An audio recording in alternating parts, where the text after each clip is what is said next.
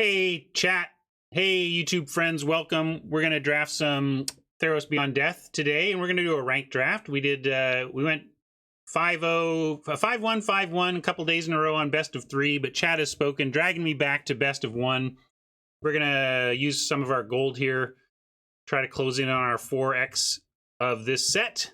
And we're very close, very close. And if you're close to 4x of any set, you can get to the finish line at cardkingdom.com once they open their, quote, doors back up for transactions and shipments. I got to check with Kevin, my guy at Card Kingdom, and see if he'd like me to tell you all anything about what they're doing now and when they, what the plan is, and or whether they're just, sitting tight and waiting to hear from the proper authorities on how to proceed safely for everybody.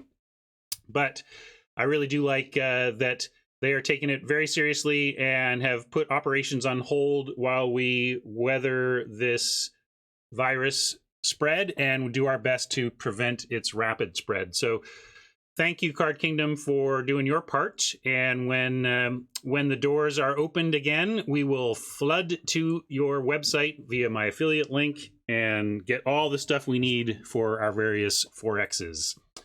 All right, let's go in and see what our pack one pick one's going to be today. A land, so this would just be a gem pick. We don't need to do that on our stacked account here. But if you are on an account where you're not always flush with gems, I do recommend pack one, pick one, especially doing some gem drafting. Banishing Light, obviously a good card. We don't know, if we take this, we don't know for sure we're going to be white. We might end up in a different color, in which case we wish we would have just had the 20 gems, right? So it's that we don't know what color we're going to be hedge that makes me really suggest people in a gem light situation consider gem drafting, pack one, pick one, but we're going to take the Banishing Light. It's the best card by kind of a mile here.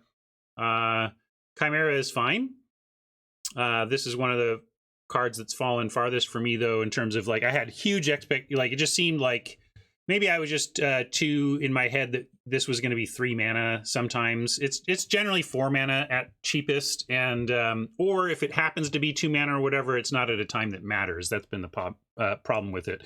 So it ends up playing out like a 4 mana, 3/3 at best, and when it plays out cheaper, it usually doesn't matter that it's played out cheaper. So anyway, let's take the Banishing Light and see what else comes our way. Immediately leaping to my eyeballs is Pharika's Spawn. This card is great, and we're going to take it. There's nothing really competing with it here at all. Not at all. Nothing even close.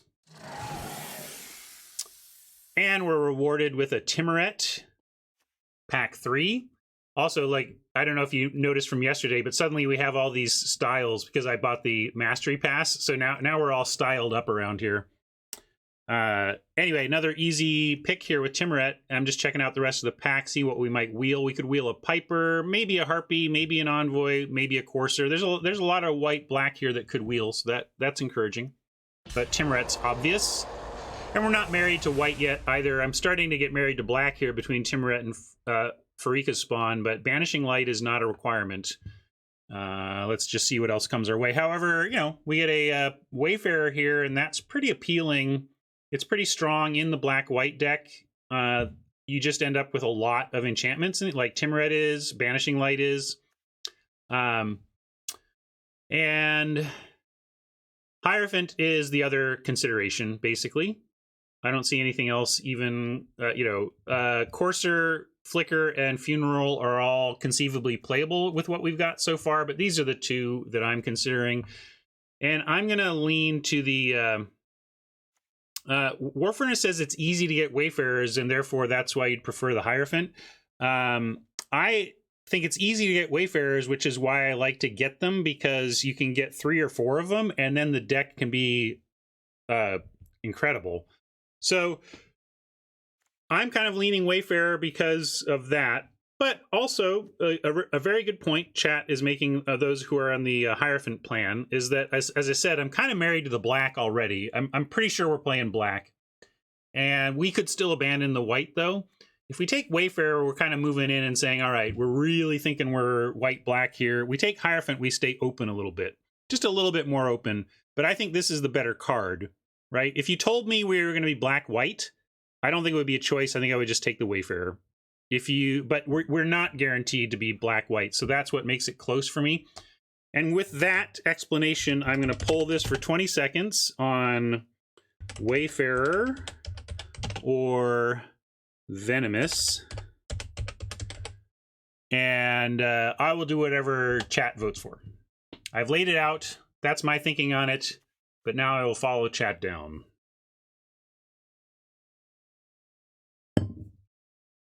Oh, did I spell it wrong? Well, I'll look at the results. It's pretty clear, you know. Unless it looks like it's a landslide Venomous anyway. Sorry for my terrible spelling. I should be dumb about it. I should be like, Wayfarer is W for white, Venomous Hierophant is B for black. That's what I'll do in the future. So let me see. It looks like Venomous won out anyway, right? Pretty clearly. A couple people thought the Wayfarer is the way to go, but Venomous clearly won out. So no matter how you spelled it.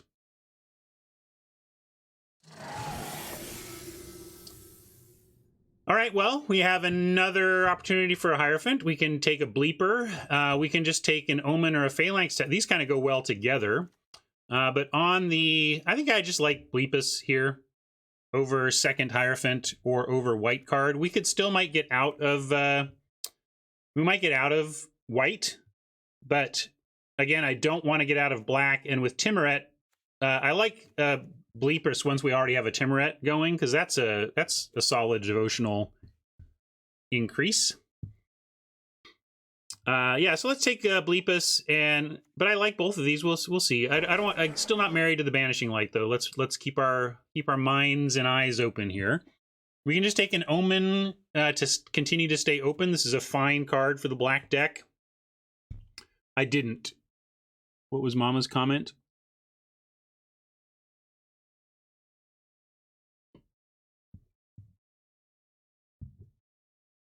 Oh, yes, I did. Mama overheard her hubby watching Holy Grail from the other room and heard this. There are some who call me Tim.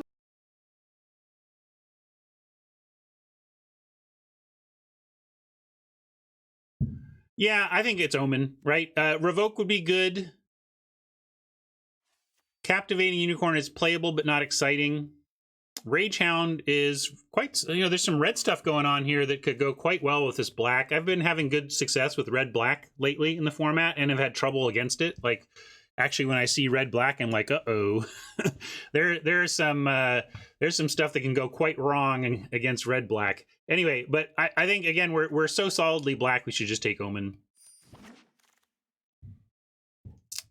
Still looking for a reason to veer off of black, and I don't see it here. I'm just going to take Agonizing Remorse. The Gull is interesting. The Brine Giant is interesting. War Leader is playable. I try to avoid the Cyclops unless you're going hyper aggro. So let's take Remorse and continue cutting this clear one. Well, okay. And then we get a choice. Like, now we can just pick up this random late pick 8 Devourer and hedge towards this. We can take a Temple Thief. A Marauder goes well with the Bleepus. But we should probably just hedge to Devourer, although I have not been liking Dimir in the format. Gotta say that. But I think we do hedge here. It's strong enough if we do end up in blue-black that we should just take this. And back to our first pick. We can grab an Amulet for splashing. We got an Envoy. This is actually a good sign. There was a Funeral Rites and an Envoy. Like, I can't remember exactly what was in the first pack, but I believe these were the only 2 other white cards. Is that right? One Rites is good, but this is a place where I wouldn't mind an Envoy to pair with the Banishing Light, or even a Leonin. Hedging again back towards the white-black auras. White-black auras, we're not really there with the auras yet. I get that. I get it. This is This is as much of a spec as this is. We're not taking this because it's good with this. We're taking this because it's good in the archetype, and we have 2 more packs. 2 more packs. And I only like one or 2 of these. 2 is I'll play if I am needing it, but I'm going to go with my gut and take and hedge on the Envoy. I know it doesn't work with anything we have yet, but black and white have so many things that are great with this that we're going to take it. Yeah, Rights goes with Devourer, but I don't really want to be in blue unless the bots really force us to be. I don't want to be blue-black unless we're pushed there heavily, because I don't love the combo. My gut, I actually haven't looked at my numbers, but my gut is that we have not had a lot of success with blue-black. But I would do it, you know, I'm not, again, there's no color pair I won't play in here. Yeah, we can take Instructor. If we ended up in the blue deck, we would rather have Instructor over Sleep, so let's take that and keep it in mind. Eidolon does some enchantment fall stuff, and, you know, is not a bad card in the blue-black deck because you're looking to go very long.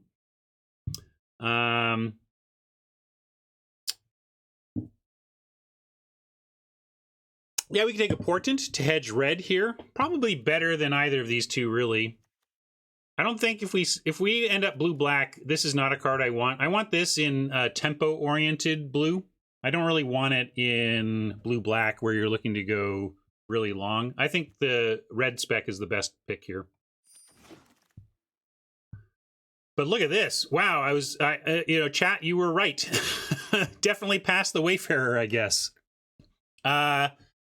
This was the only other white card in the pack, too, and it seems like the white is flowing. I mean, we could take Hero as well because of this, but I think we're on the plan now. White seems open. We'll take this Wrap just in case. Here's another Portent. All right. This is too bad, but look at this. Are we white, folks? I think we're white.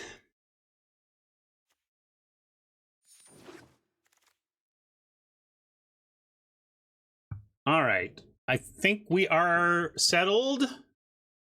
I guess we want a Lampad here. Not super exciting at this point.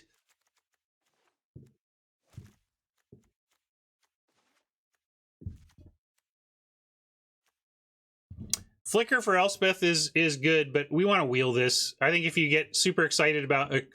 yes, Elspeth plus this is cool, but it shouldn't cause you to take Flicker pick 2 over much better stuff. Lampad closes games, as Coolio says. We're taking Lampad. We'll wheel Flicker, or we'll find another one, but we're not taking it there, is the bottom line. We take another Envoy. It's another card I don't particularly like taking early. I don't like any of the black-white cards here as pick 3 picks. I don't think Berserker, Enemy, or Envoy really represent cards I'm looking to pick excitedly out of the 3rd slot. Why is Flicker good with Elspeth, says Stranger Colin. What you do is, on Chapter 3, when Chapter 3 goes on the stack, return target creature or planeswalker card from your graveyard to the battlefield. So when that ability goes on the stack, you Flicker in response.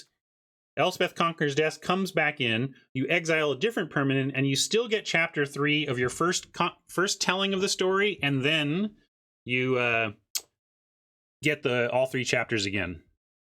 So that's what's going on there. Yeah, we can take Enemy, but this is probably wheeling. This is all probably wheeling. I'm just going to take another Envoy. And here's another Lampad. We can get Lampad number 2 or Flicker number 1. I actually want Lampad number 2. It's an amazing 2-drop. It's an enchantment. It triggers Wayfarers. It closes out games. And we'll get our Flickers. And no consideration for Altar. That Baron Sanger, if you take something like an Altar, here's the thing with, let's also cut this and this.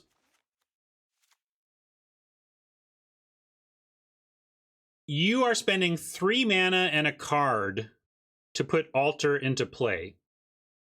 Look at what 3 mana and a card can get you in a game of Magic. It can get you a Banishing Light. It can get you, a Timuret. with mana to spare. There's a lot of things 3 mana on a card can get you. I drop an altar. How long before it produces value to measure up with the value of a good random, even a Leonin? You know, how much does it have to do before it has met the value of a Leonin? And I think people underestimate how much work an altar has to do before it's gotten you a card's worth of value. It's tough to make that happen. And if all you're doing is just, let's say you ramp and play one other spell because of it that you couldn't before, like you've effectively done 2 cards to cast that one thing. So, all right. Anyway, back to this. I'm going to take Lampad and we'll see if either of these wheel. No, I don't care, East. We'll get flickers. We're not cutting. Doesn't matter. Let me cut that. If I'm going to cut anything East, it's going to cut off that line of thinking. East says, I think flicker to cut white. What do you mean cut white? Because when I say cut something, it's specifically to deny those cards to other drafters so that they stay out of my colors, right? But we're in the early mid pack 2. The bots are settled. All the bots have decided what they're doing. Cutting does nothing now. We can only take this if we're afraid of not getting it back or not, but sending signals is now over. We're past signal time on Arena.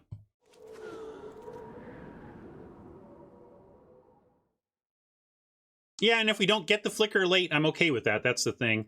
I'm going to go ahead and take a Will here over Soul Reaper. I would like a Soul Reaper at some point, but between the Wayfarer and the double Envoys, this is the kind of interaction that we want outside of just hard removal. You prefer Reaper? This is another one that's like Flicker to me. Like, we'll get this. I would play multiples of these, but I don't really want a bunch of these.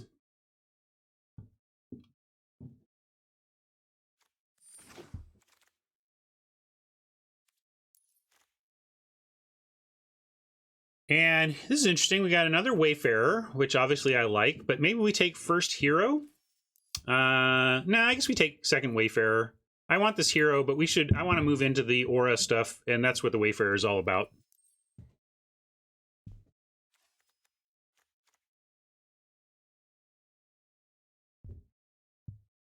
You're on hero. I get it. If we were a little bit more, like if we were Boros or whatever, I'd be all over hero. But I want Wayfarer in the aura deck. Yeah, I did get a second to last Pious Wayfarer, but you know how many cards were in that pack? We were not getting a Wayfarer back out of that pack. Yeah, we could get first Surge over third Envoy, because I think we might even get another Envoy. I'm in for first Surge over third Envoy.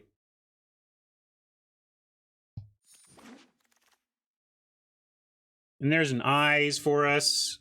I like that. Glory Bearers is playable, but unexciting. We'll grab an Eyes. Hey, nice. Sunming Pegasus tells me I'm in the right place. And even a Temple Thief could make the cut here. Although we're doing all right at 2. I don't think this is going to make the cut. Maybe we'd play a Lantern, but we're best of 1, so probably not. No Flicker Wheel. I stand by my pick. I don't miss the Flicker. Flicker is cool. It does stuff, but it often is the thing I cut. Okay. Can we literally take this pack? Oh my god, can we just take this pack? Have you ever seen a better pack for a deck? Ever? I'm going to screenshot this. I'm going to screenshot this and we're going to gaze at it adoringly for a little bit.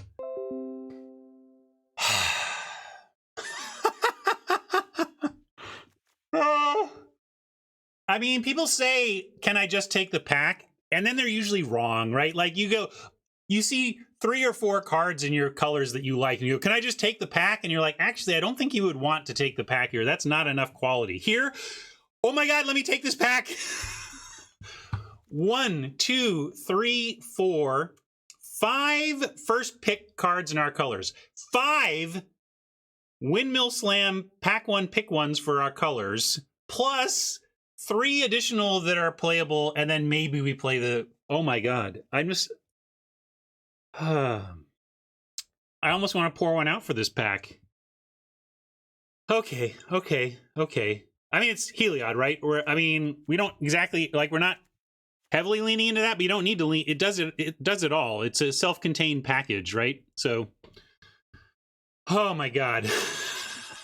Yeah, if Heliod needed help from another card, I would consider, like, maybe we weren't in a Heliod spot, but Heliod doesn't even need help. What a sad, happy pack that was. Oh my god. I've never seen anything like it. Never seen anything like that pack. I'm gonna, like, print this out and frame it. You want another eyeballs here? I don't think so. We maybe wheel that. I don't want an envoy number 3. We could take Hierophant number 2. Maybe Mogus's favor number 1. Hey, Brian. Good to see you. Doing all right. How are you?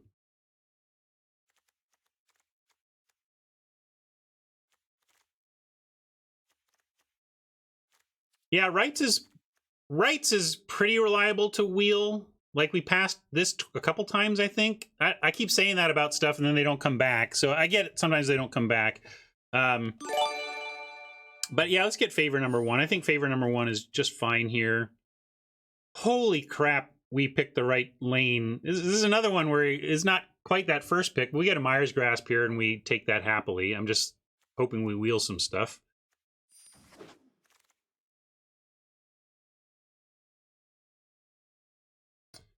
Storyteller getting back Heliod and getting back Conquer's Death. Yeah, else Luis and Marsh were talking about the Storyteller Conquer's Death combo. So let's do that. Revoke Existence, number 1, or Flicker number 1. So we finally get a Flicker we can take, but it's alongside hard artifact and enchantment removal. So I'm going to pull this one because... I know people kind of want this Flicker. We want to do fun Flicker Elspeth tricks, fun Flicker whatever tricks, but Revoke, super solid. Heck, Revoke gets rid of this god, you know? Gets rid of the god. So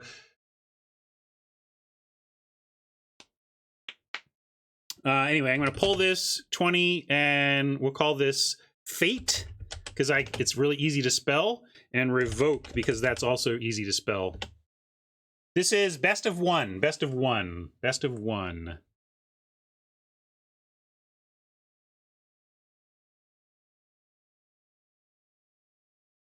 I'm honestly not sure about this one, folks. I think I lean Revoke. I think, again, that Flicker is always so tempting because it's so cute and so awesome. It does so many awesome, clever things. But this is just straight up important in the format. I mean, I like that this one gets the Liar, you know, like we can get rid of the Liar with this, that kind of thing. Why are we not talking about the Altar God combo here? Because it's not good enough, right? I guess it, well, no, maybe it is good enough. Sorry, I was thinking about just the devotion increase, but let's talk about it. Okay, do you really think this is correct, though? To me, this has the classic problem, though, right? I think Altar is pretty bad. I think it's not good. Well below replacement. Well below. And I went on a whole spiel about how hard it is to get a card's worth of value out of this. If I've got Heliod, if we're guaranteed that Heliod is out and being awesome, then yes, this is great. But this is the classic situation of, do we play a card I consider is well below replacement because it combos well with one card we have? We have one card that makes it good, one card that makes it very good. And I'm not saying, does it do enough? It doesn't do nothing. We have a Blight, a Bleeper that would like this. I don't know what anything else we're doing devotionally. Timuret cares a little bit. So Yeah, I just think that this, well, I'm glad you pointed it out, because honestly, I wasn't talking about it and thinking about it. I forgot the life gain part, which is the relevant clause here, but I still don't think it measures up to just really having a revoke in the deck.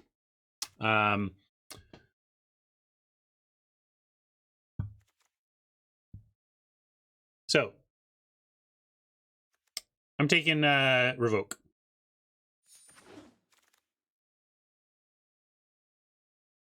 Rights or eyes number 2. Let's take a rights here. We have eyes number 1. Wouldn't mind more auras, but we might even wheel another one of these. And we need some 3s, and this is going to dig us to Heliod, etc. Yep, you hit the same note I did. Rights to find our bombs. Hey, thank you for that sub, by the way. And this is interesting. Wayfarer number 3, right? Or Pegasus number 2. I think pre-Heliod, I would have wanted Wayfarer number 3, but post-Heliod, I want Pegasus number 2. Enchantment count is pretty decent. The Wayfarers are gonna be fine, but I think it doesn't matter. I think as I was saying, I don't like playing the Altar just because it's good with Heliod, but I love playing Pegasus because it's good with Heliod, because Pegasus was good anyway.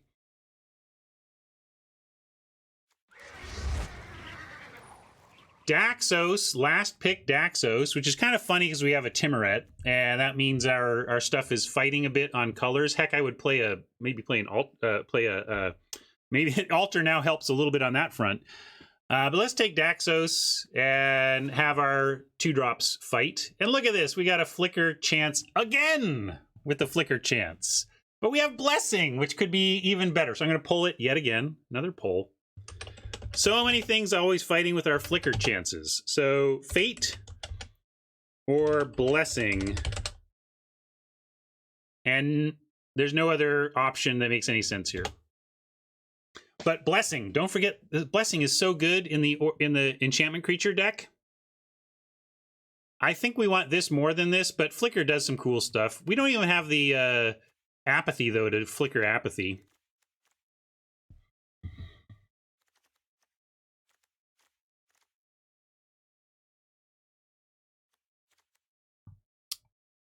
See, this is what happens. I would consider a Flicker, but at this point, I don't even know if it fits. And I think this is just correct.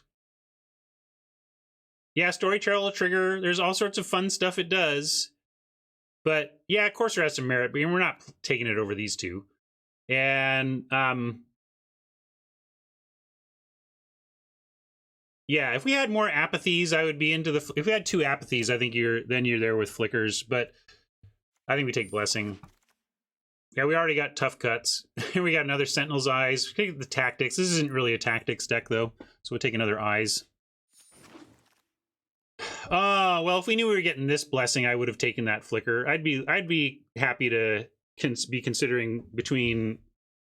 Although maybe we wouldn't want the Leonin now.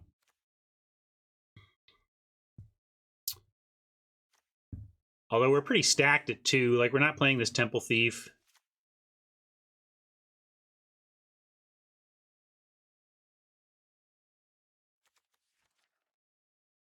Fiddles wants the 2-drop. But yeah, what are we? 1, 2, 3, 4, 5, 6. Only 6 creatures, though. Probably not playing this Agonizing Remorse. Best of 1. And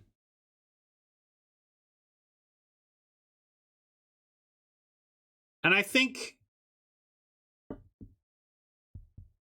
what helps us get to and win with Heliod and Elspeth better?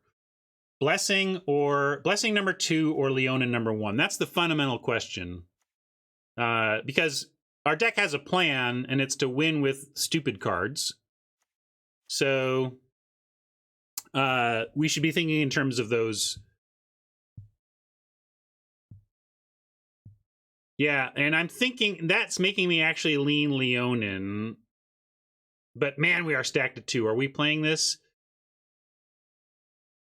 Yeah, that's the thing. We're so stacked at 2 that maybe just protecting the enchantment 2s we have is where we want to be. Yeah, it trades up. Yeah, I could pull this one. I feel like I overpulled today. I'm just going to get variety then. I'm going to take Leonin. I'm not 100% sure about that pick, but I want to move on and get playing. I've been dragging today. Extra long. That's actually a potentially playable creature there. 60 on the grind. I'll make a note of that.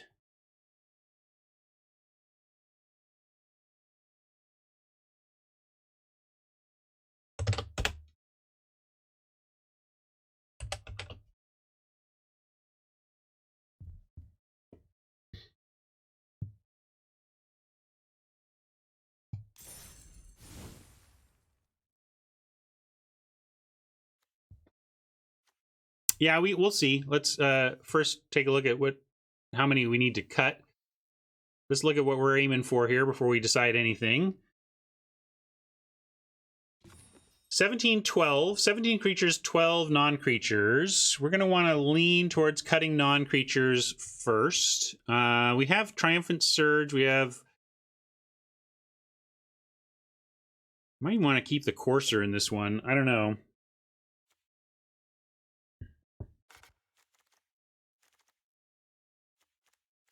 These cuts. Maybe 1 eyes. I don't think we want 2 eyes. After all that, yeah, we might have to cut this Revoke just for...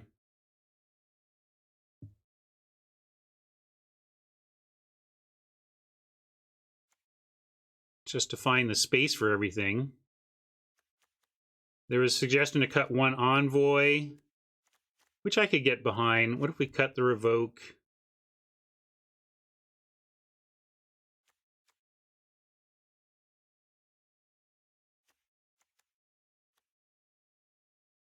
I was looking at the Favor, the Will. Do we cut the Bleepus and shave a land? We could cut this and do this and cut one of these and, you know, do this.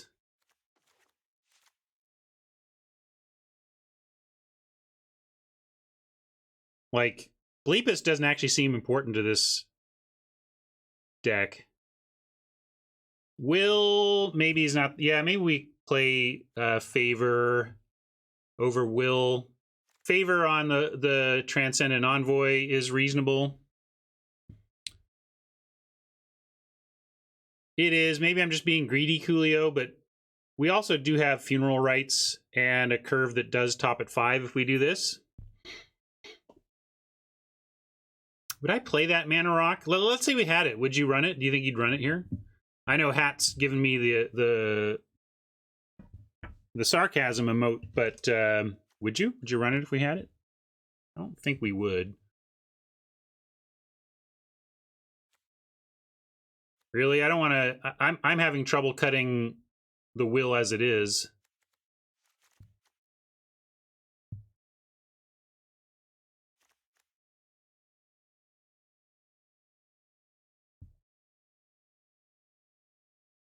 It's close. I think as a hedge to the 17th mana source, it would be a pretty reasonable suggestion at least.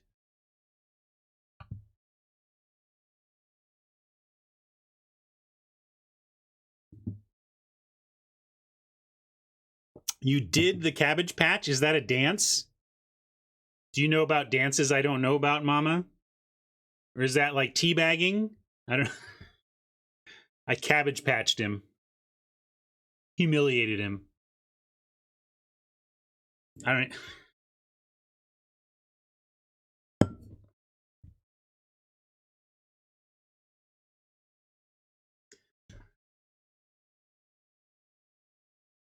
I don't know the Cabbage Patch, but I'm trying to imagine what dance I would create if I was asked to create the Cabbage Patch dance. I don't know. Oh, I'm too old. I'm a boomer now. No, I'm forgotten Gen X. All right, sorry. Yes, let's look at the let's finish this up and play. We got 16 white pips, 9 black pips. So we're heavily skewed towards the white. We do have this Courser in, which is part of it.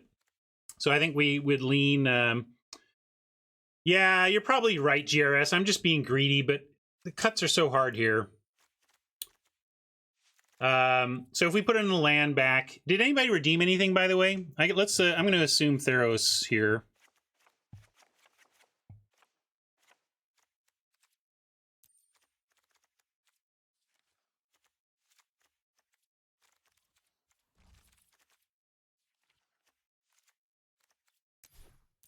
We did spend the gold on him after all.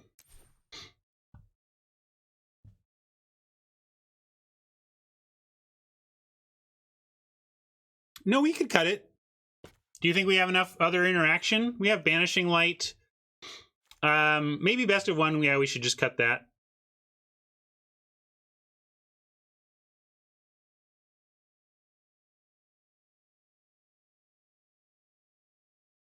Conquers Death on the box, redeemed. Eldraine Sleeves. Which one is that? Is that this? I think that's that, right? Let me know if that's not the sleeves you're looking for.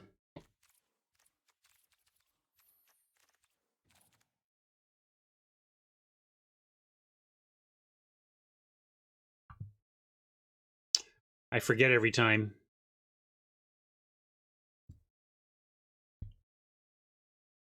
We're so close, gang. We're so close. So maybe favor, will. We want the. I guess the Omen gets the Storyteller back, and that could be pretty sick. And then there were, do we want the Envoy or the Leonin? That was another big question. Yeah, Omen can go on the block, though. I think Omen can go on the block. I don't think anybody want this. I'm going to do 2 more polls and then we play. There's 2 more polls and then we'll play. We're going to cut one of these 3 cards. And then we're going to decide whether we want 2 envoys or a Leonin and an envoy. Chris, we went through that already. Like I agonized for a while and we decided 17. There's enough going on between Spawn escaping and Timoret exiling and just and Heliod activations, for example. There's just a lot of stuff to do with mana here. So we're gonna. I was trying to convince myself 16 was correct, but honestly, it was just a greedy mentality where I was having trouble coming up with cuts. So I thought, oh, I'll cut. Easy to cut a land, but it's not right here. It's not right. So we're gonna do 2 polls and then go. First is what to cut.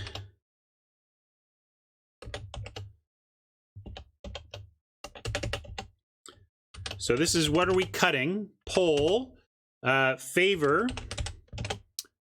dead, or call it omen. Favor, omen, or will.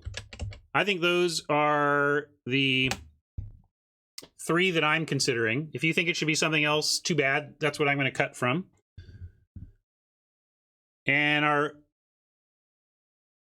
And maybe that, because we need to figure out this to determine whether we even want Envoy. Like if we cut Will, we probably don't want to put an Envoy back in. But if we cut one of these 2, an Envoy could still make a Will cheaper. So people want to cut the Will.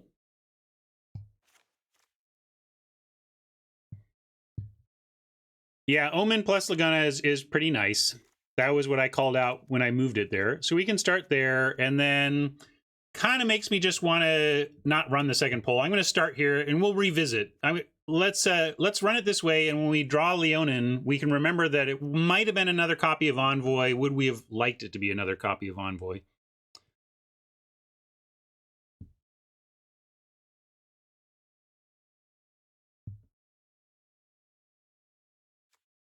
If anybody has redemptions I've missed, let me know. Let's name this and play. I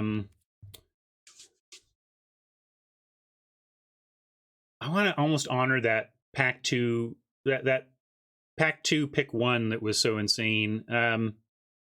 Best pack ever.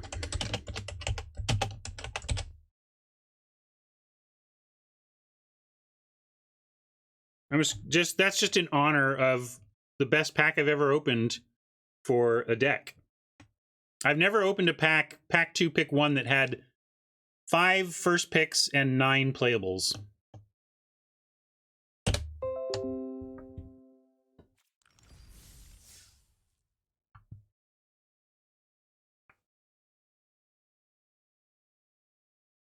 That's fair, Hat. Hat's like cutting evasion with Heliod's a mistake because I want to get going, so I'm gonna get going. But that's a great point from Hat. Oh, it was pack 3. Okay, well, whatever. You know what I mean. Still the dumbest pack I've ever opened. So Hat's got a great point though. So let's see if that plays out. I mean, maybe we're gonna have that 3-1 and really wish it were a flyer we could put counters on. That's correct. We're best of 1 here.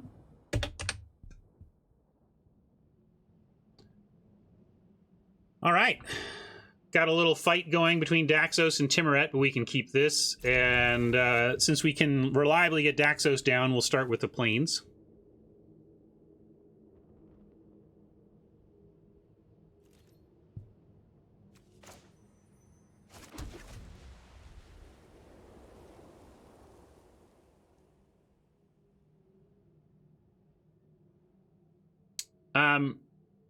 This is a pretty good concession to escape, I would say, Hida, but you got a point.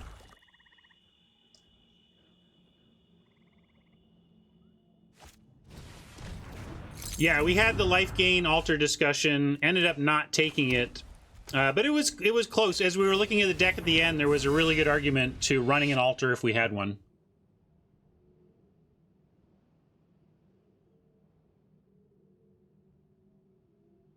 Good time zone. Pantoons? Is that like a play on Pantones? Are you a color person?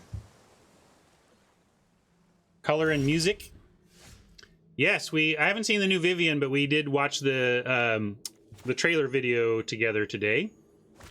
Eidolon is dangerous enough to just get rid of here.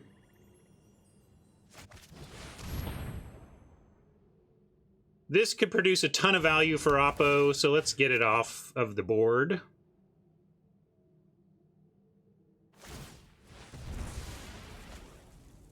No. You don't have to show me anything. Just don't look at my hand. It's all right. We can pretend we were at an FNM and you were standing behind me after you finished your round early and got lucky and got to see some of my stuff before I saw yours. What's your username, Popcorn? Is it Popcorn Kiddo? What should we be looking for if we pair you? Ah, that's a nightmare. The real nightmare is that we're going to lose Elspeth Conquer's death. Wow. Brutal.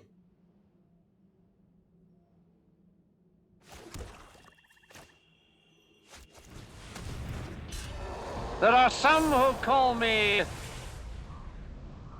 Tim. I don't think they take the grasp. That would be silly. But we do get to keep a grasp at least. And we do have ways to get that back.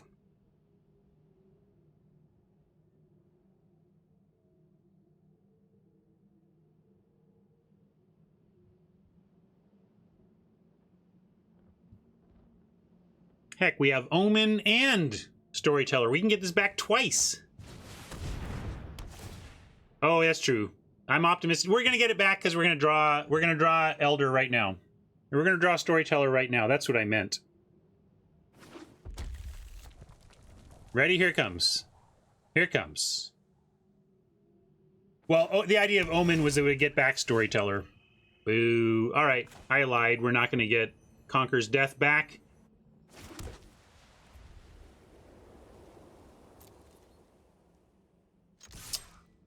Yeah, I'm not too impressed with what Oppo's doing yet, although 5-color good stuff can totally get there. Let's see if they have the payoffs. The difficulty with the deck is that you can get the fixing and then not get the really bomb payoffs you need to be worth doing.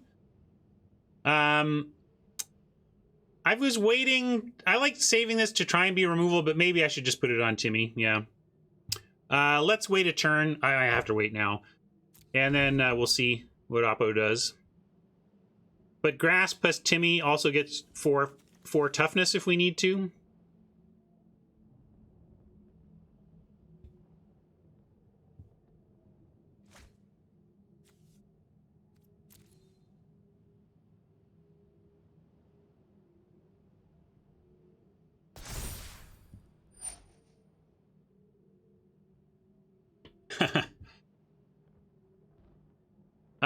Let's see. Can we get anything? Yeah, I guess we exile it ourselves for some life at least.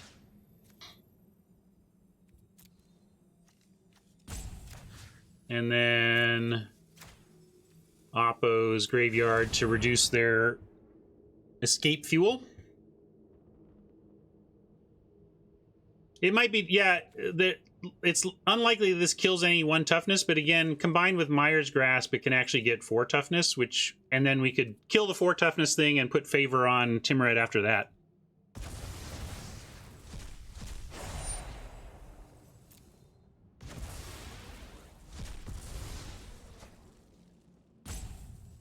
And especially because they know we have the grass, so maybe they go for something 4 toughness, and we go, haha!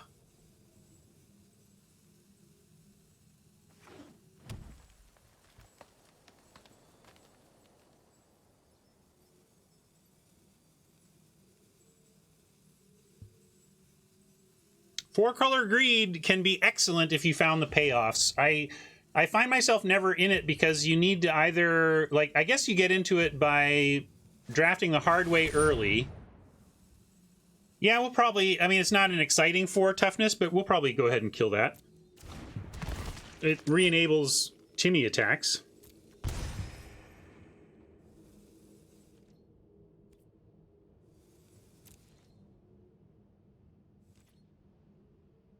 Good time zone, Tron. All right, so this could be, we were debating whether this should be our 1/2 aura flyer. If it were, we could play this and dump our hand still, but I like this too. This is going to put more pressure on. We can't favor it, but we still get to do everything here too. We can still dump our whole hand, yep.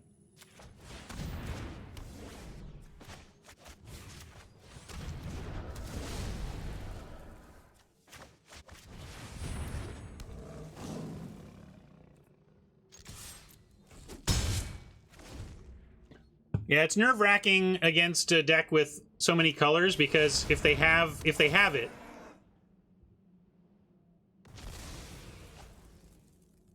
if they have the payoffs, you're gonna have a hard time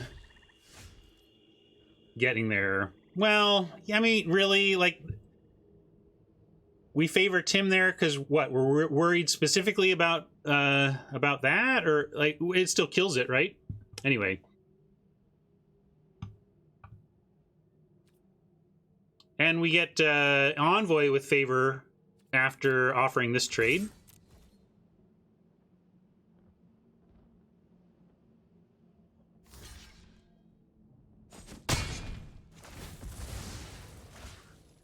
And we'll get rid of, I guess, what's...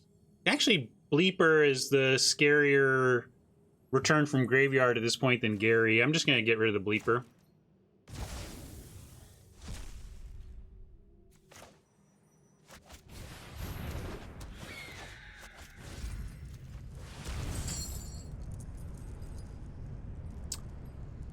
We'll leave Grasp, or we'll leave Timmy as the possible return card.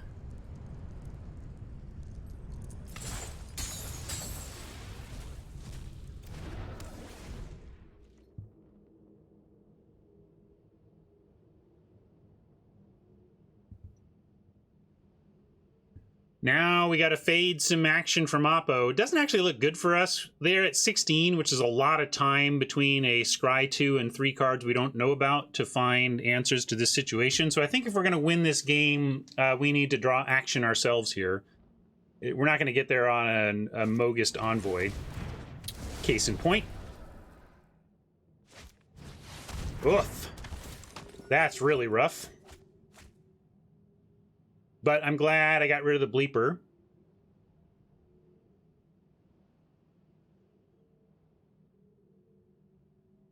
And that's a weird choice from their part.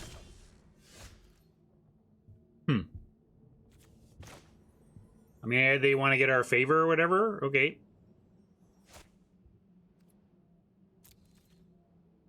Did they not have something better?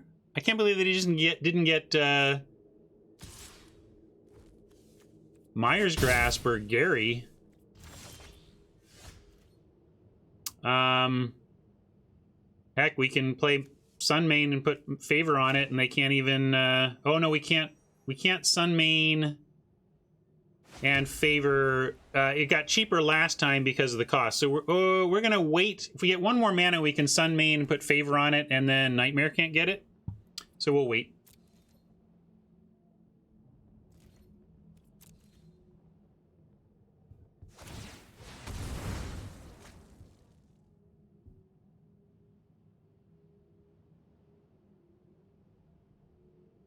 Maybe G-Pick, but it's weird because we don't have a 2-power out yet, and now that we know about it, we can play around the play around the 2-power. So I just think Oppo gave us too much ability to play around that. I wouldn't mind a land, but it's good news. Any draw is going to be decent for us. Land gives us Pegasus favor play. Spell gives us action. I mean, I kind of expected the fifth color is not a big surprise. All right, so this is enough. It gets us the Sentinel's Eyes to get us out of Nightmare range. They're showing a pause. Oh, they've got Scry, so the pause could just be Scry.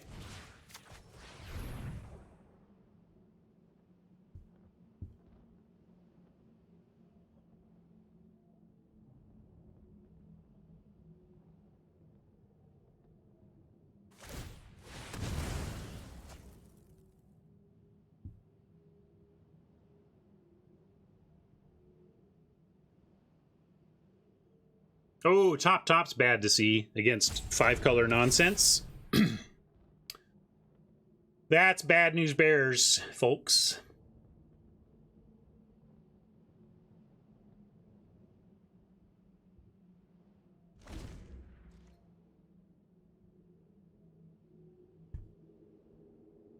But Oppo's made some strange choices, like in keeping the Nightmare and stuff, so maybe they kept stuff that's okay but not killer. That's pretty darn good, but I still think we're okay. And we get a Funeral Rites here. That's excellent. So let's start with the rites, see what we can find.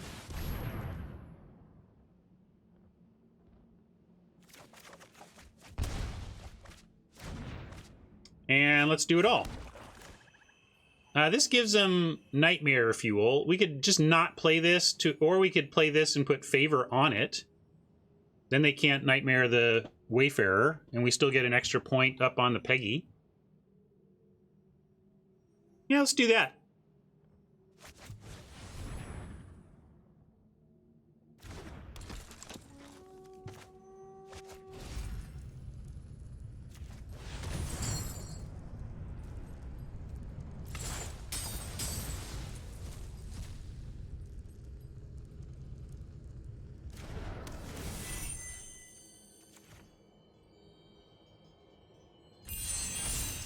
Seems pretty wrong to run counters in this deck. I mean, I don't know, maybe they are, but when you're splashing for everything, you're going for crazy synergy power cards like this, not a random counter.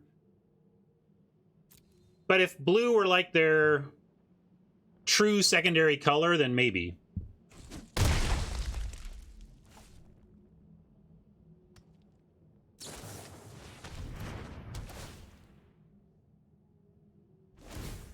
Yeah, so I'm very happy we left him with Gary now over Bleepus. Bleeper would do some serious work here. They got a nice combo going, but we have the tools to race it, especially if we can... Oh, they found another Bleeper. Oh. Ouch.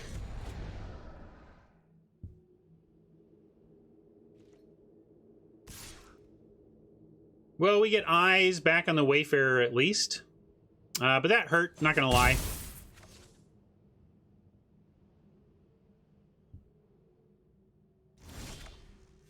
I don't think it would have been necessarily... It hurt, but wouldn't have been a good game if we had any, like, action here. Like, imagine we draw Heliod. Play the Sentinel's Eyes, play Heliod, get it lifelink, get it, you know, that, like, Heliod off the top still does a lot of work for us. But in the meantime, we'll play the spells we can, see if we can make it work. Don't need Envoy, don't need Wayfarer of this stuff.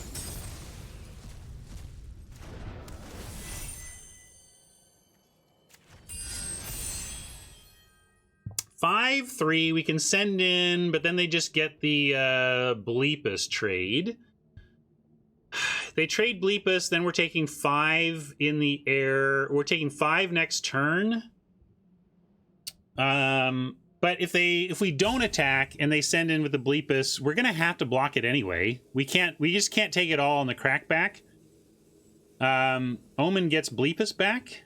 What do you mean? Oh, because of the Chimera. Sure. Sorry. So probably just means we're done for, but we don't want to do that yet. So I guess we should say, well, we won't attack, but it's not great no matter what, because they can still come crack in with the Bleepus and put us in the same tough spot.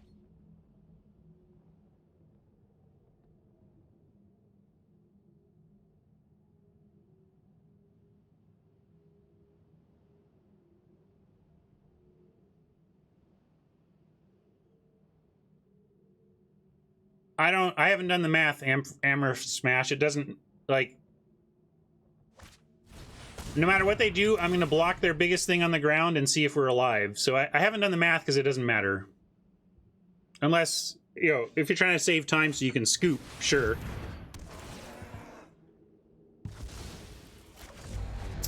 Four, 5, 6, 7, 8, 9.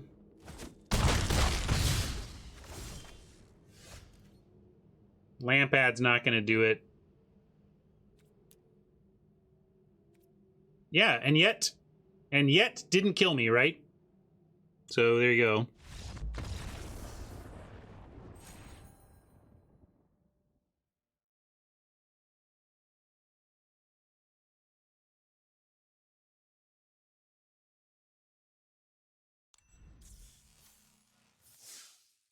I have not been the 5-color deck, but I know it exists, Eagle. You don't see it much. I mean, that's like maybe you don't see it much.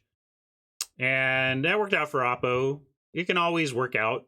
Like, getting 5 colors of mana on the table and being able to cast anything in your deck is very powerful. It's just very swingy. You're going to get punished for those strategies too.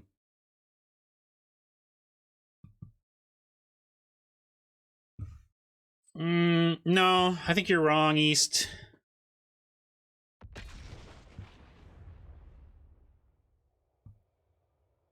We're actually we have an aggressive plan. We have an aggressive plan that has a long game finishing plan as well.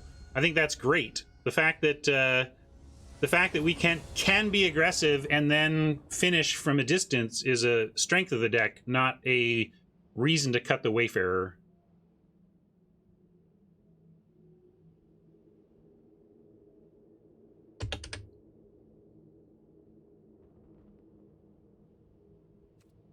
All right.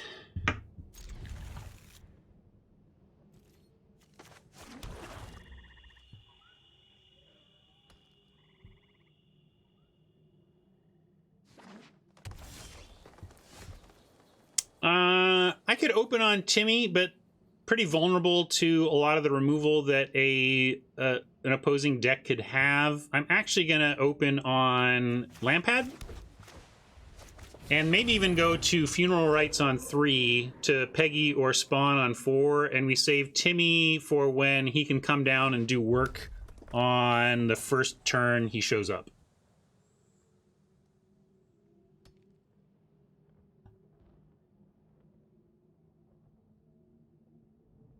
Yeah, Chunk, I think red was probably for a blessing. That makes the most sense in that it could be part of a very...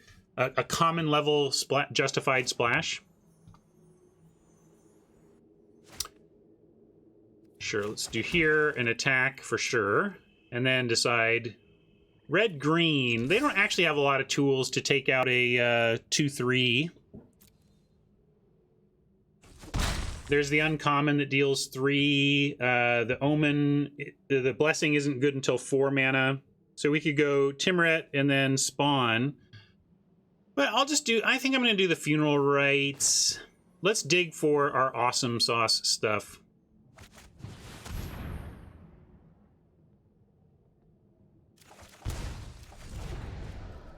All right, we milled an eyes. That's pretty good. And not, yeah, perfect mill. Got rid of a land that we didn't really need and got an eyes in the yard plus a draw. So it was kind of like a draw 3. And that's another reason I like to sandbag something like Timmy. We can try and get a trade off here and then Timmy that thing out of the graveyard. And if we put an eyes here, we get a 2/4. They maybe try to block, and we can bless it to a 4/6 and live. And I think that's a reasonable thing to do here. Because we even get to play Timmy afterwards with this play. Is there an art to getting paired up? You need to first have a similar record. Like, if you can, you need to have a similar record, and in ranked, even rank helps. Like, I don't know what rank you're at, but if you have a similar rank and the same record, then you're definitely going to have no problem. It'll be likely to pair us.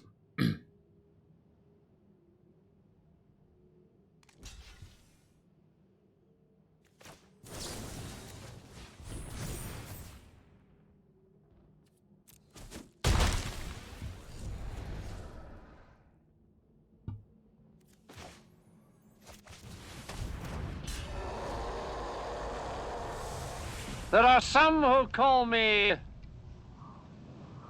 Tim. It looks for the same, and when it doesn't find the same, it looks for close. So if you're identical, you're actually quite likely to get paired against a given streamer or whatever, because the system is really looking for identical pairings. So if you can provide them identical pairings, they'll snap on it. But failing identical, perfect pairing, they start to look for slightly less perfect, and then that... Yeah, this is pretty scary, but thankfully we've got a good start here. Unfortunately, if we want to... Well, they don't have land yet, so I'm going to leave the Chimera in... I'm going to go shields down on exiling Chimera to play one of our 4s this turn. And we do get an attack, though, so there's that.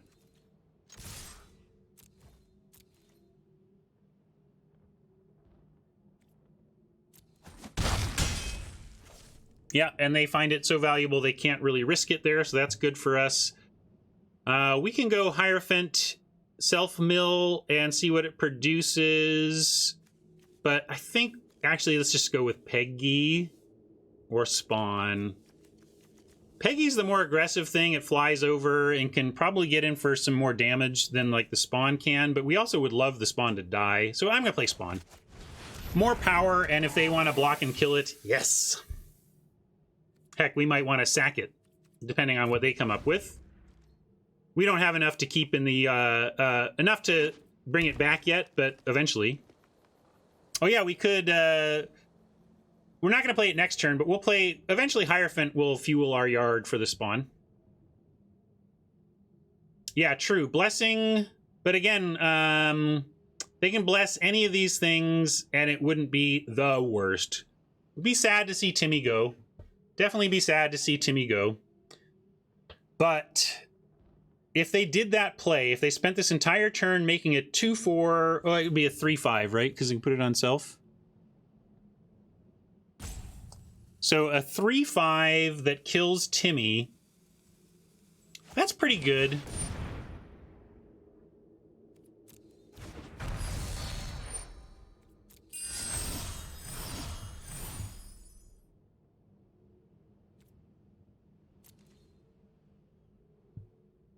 Now they get a nice bounce-off block. That's a good point. Danny argues that this is actually pretty aggro because they can't really... No matter how big they get, they have to trade to block.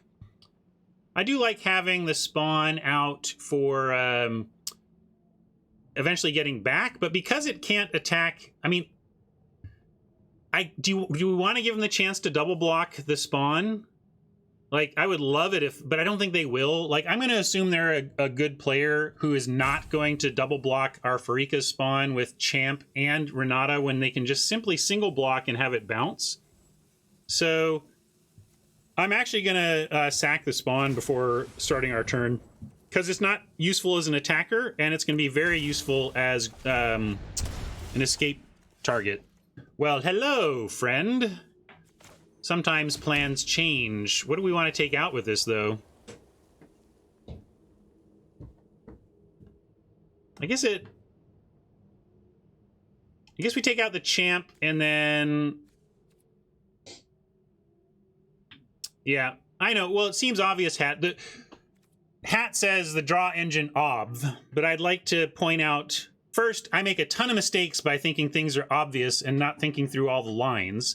And second, the place where it becomes less obvious to take the draw engine is when you think you can close out the game. If Renata were between us and a good attack, you could argue taking out Renata to further the damage, and then who cares how much they draw? We're going to clean them out, right? So, anyway, I just want to say, to me, not obv. To me, I got to think about the damage race and whether we care about those cards or not. That being said, we do, so let's get rid of the Champ.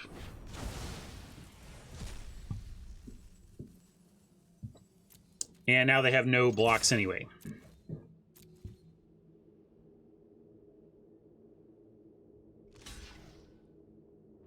Mainly, though, I start saying obv, Hat, and I make mistakes. That's my main point.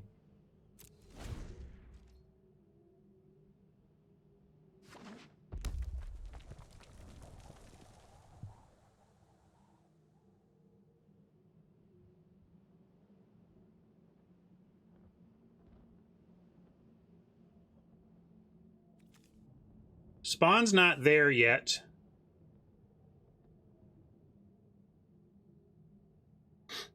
I think actually, like, we didn't have an attack with this at the time, but it was... I shouldn't have sacked this. And the reason why is because I didn't really have a play to escape it the next turn. I was trying to be mana efficient, but I really didn't do anything except cost us the ability to attack with a spawn last turn. And it's even going to delay again, because my idea was we Hierophant to fuel the spawn, but we're still like a couple turns away from fueling the spawn, so I should have had it out attacking.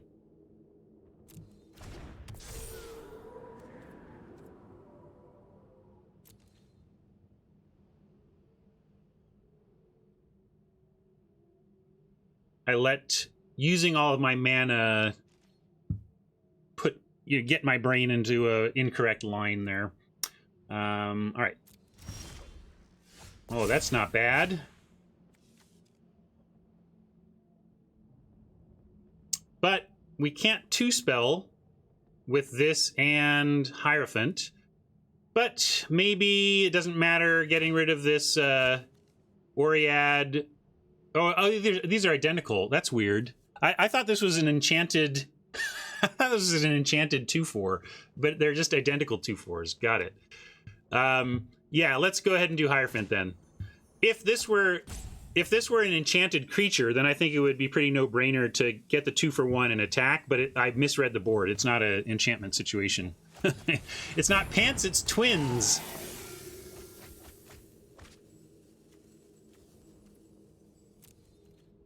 And to that end, no single block... Oh, we can't attack anyway. It's summoning sick. But if I could attack, I would, because no single block... Oh yeah, let's eat Chimera. It's still their only card. We don't even need to do it yet. If anything happens to give them a graveyard enough to make this a threat, then we can respond with the graveyard eating. And by waiting, maybe something gets into the graveyard that we can eat as well as this.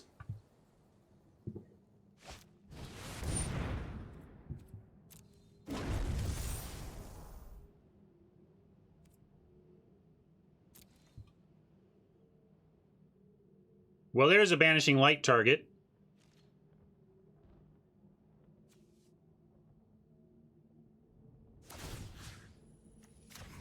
Everything in our graveyard that we want. Nope. I don't want life for any of those. I want fuel, so we'll just submit the 1.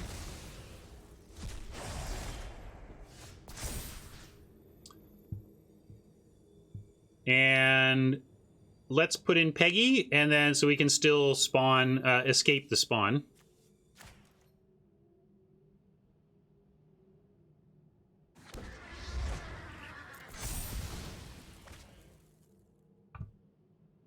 But for this turn, we're going to go Banishing Light Envoy.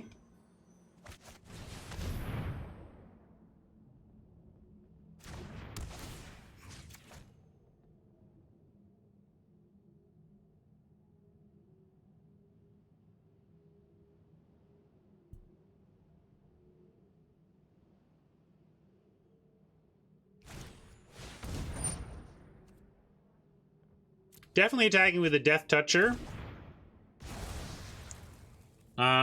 But nothing else.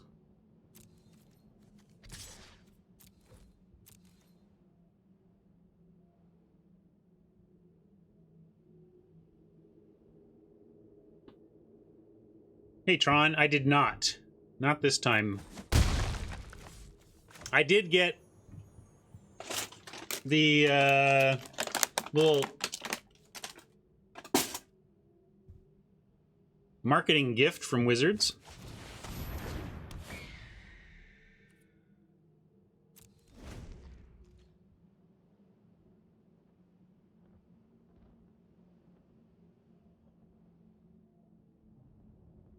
We got them at a virtual 3 or virtual 4 with the Lampad activations. That's too bad. You're going to lose the Peggy here. Although we could, let's see, is there a reason to sack other stuff? We could sack Hierophant. Yeah, like we could win next turn if we just sack something else. Anyway, we'll let this happen. And then figure it out on our upkeep.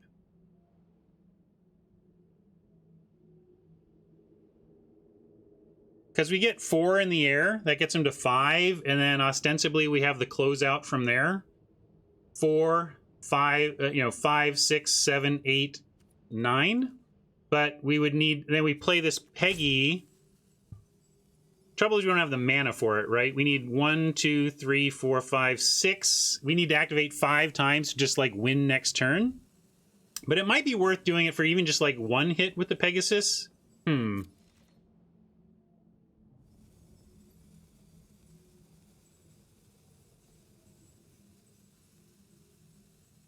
But if we're not, I should just activate this now is the thing. Since we can't close out, I'm just going to do this now.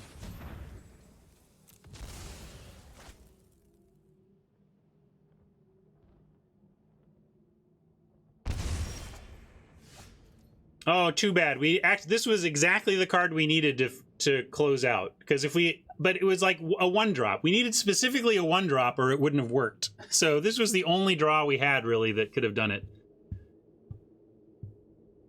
Yeah, and if we can spawn and get rid of, so they're down to 2 blockers, then they basically have to block everything or it's lethal 3, 4, 5, 6. Well, let's bring back the spawn anyway.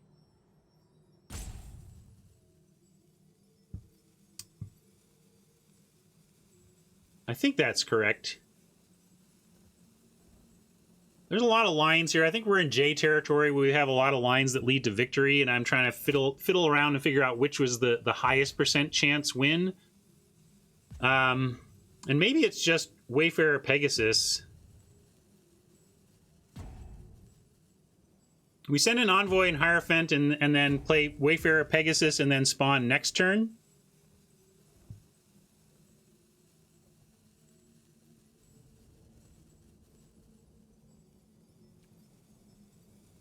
All right.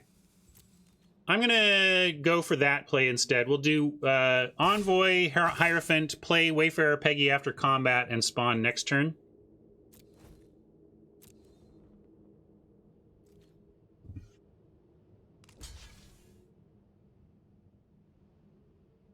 Okay. If they had gone for a double block here... Okay, well, they got something to turn this into a trade. No? So now we could spawn, but I just like, yeah, I like the Wayfarer Peggy play now. Let's get wide, and then... Oh, you're going for that? Sure. We'll sack that for one of our points.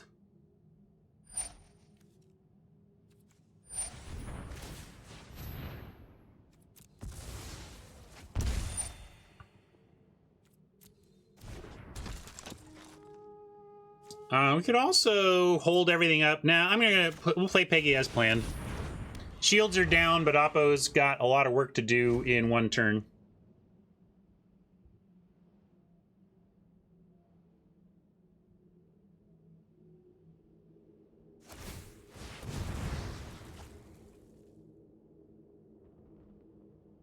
Top. The old top scoop. Gotta love it.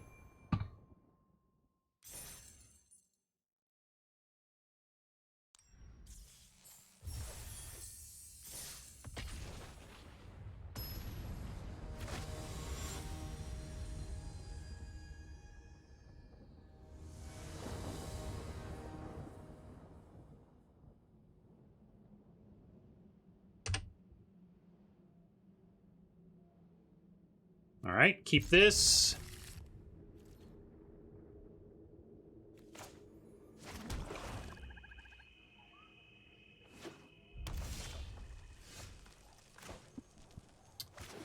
I like opening on high damage, although it is vulnerable to Red Omen. We'll start here.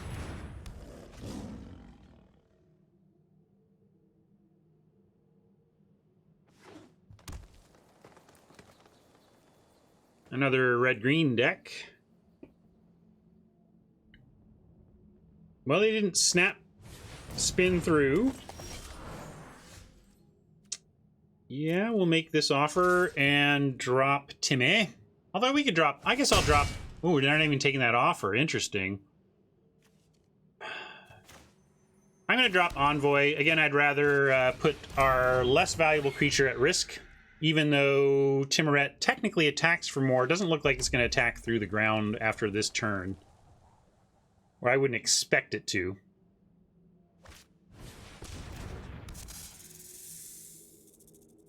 Maybe that's why they just wanted to Viper it.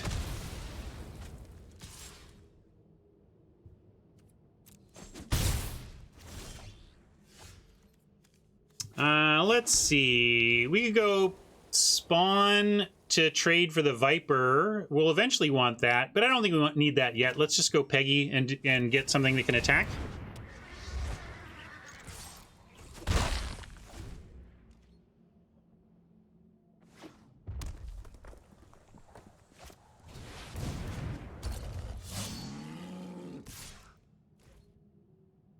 Yeah, that's fair, Dan. I think mentally my mistake was just kind of thinking that I could do the spawn thing the next turn when that wasn't really available. If I had just realized that nothing was going to allow me to escape that spawn the following turn, I wouldn't have made that play last game.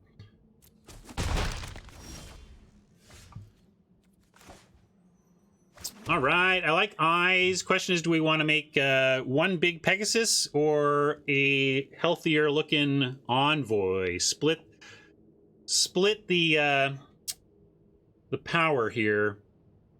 Yes, I don't want to do eyes and Tim. I want to do eyes and Spawn, but I just don't know whether I'm supposed to go all in on the Peggy.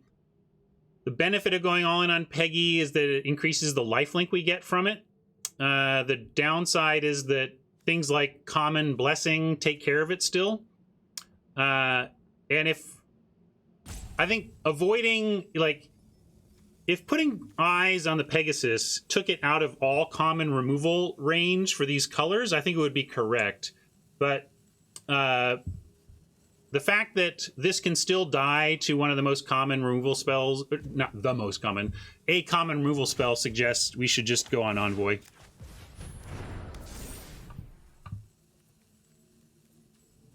Yeah, eyes on Spawn is interesting, but I'd rather come up top and go for the more aggressive use of it.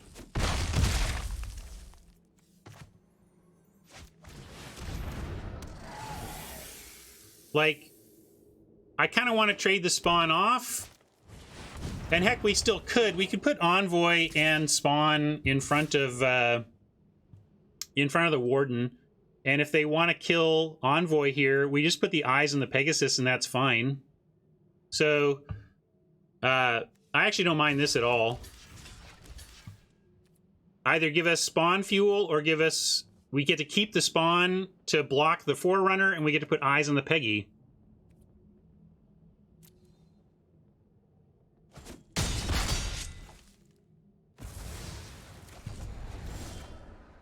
All right, Hierophant is great. Death Touch and fuel for the spawn.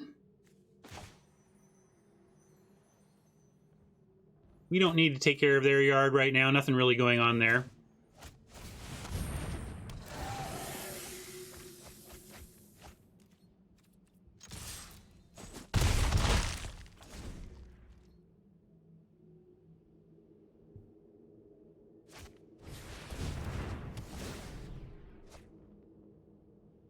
I'm gonna trade Hierophant for something here.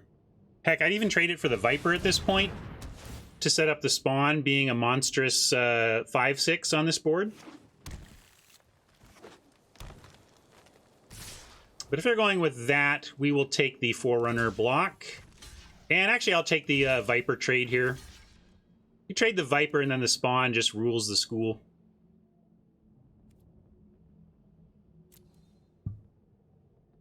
Assuming we get the land for it, of course. If we don't, we have Timmy and Lifelink and Eyes as backup plans. So even our backup plans here without a land are pretty good.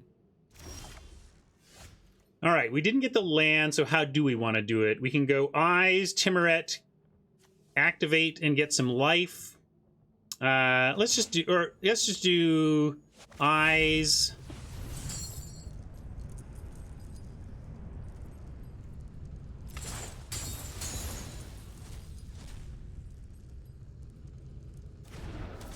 We go Eyes, second Peggy, or we can just get Timmy and Lifelink out of this Peggy. But two Peggies seems awfully hard to beat, right? Timmy and Lifelink or Peggy and no Lifelink are the choices. I think both of them are very good game-winning type plays. Tim and Exile Graveyard, I don't think we need to. I don't think they're going to do much with that matters. I think I'm going to go with Timmy and Lifelink. If you have a good reason for one or the other, let me know. Call me. I feel like this is adding Tim? the same amount of power, but getting us a life cushion, I guess. I don't know. Maybe I'm...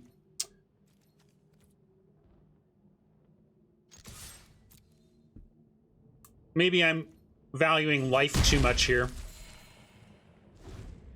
Because our life is okay. We could just have 5 in the air.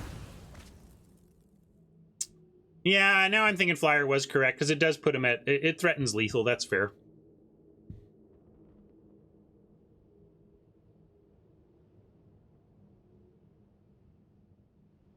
Yeah. Now that I thought it through... Now that I see the board, yeah, I think Peggy would have been correct. Land is lethal, but not if they make a creature.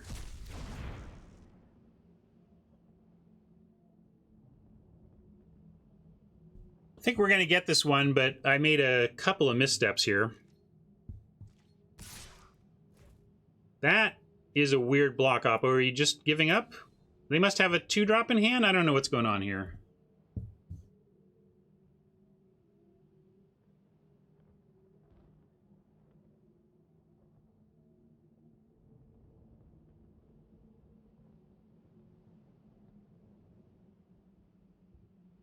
Two-mana pump that gives reach. Could be that.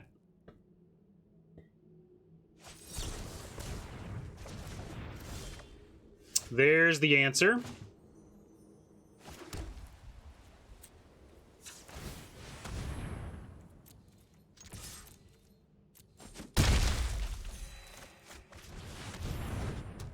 All right, double lethal. They need some help here.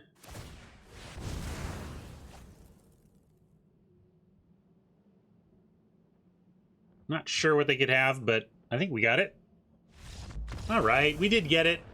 Another ugly win, but we get a lot of ugly wins around here. They still count. They still count.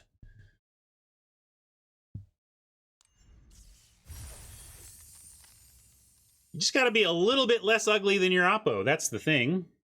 A little bit less ugly and more lucky.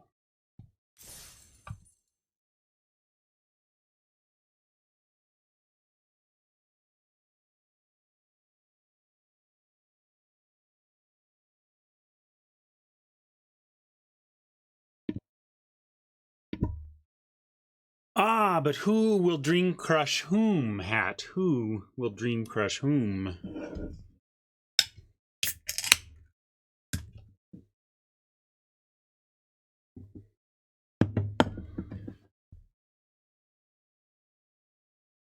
Nope, that was our third win, right? Oh, no, that is right. That's correct. Let's go for third win.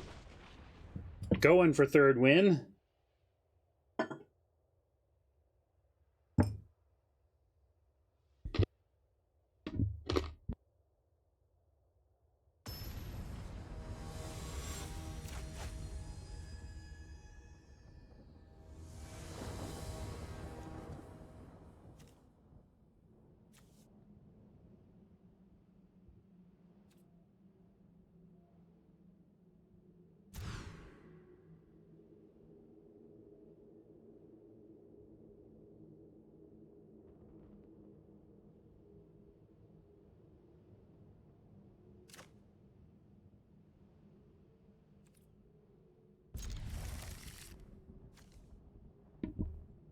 All right. Had to mulligan that. Not enough going on. Not really a lot going on here either, but not going to 5.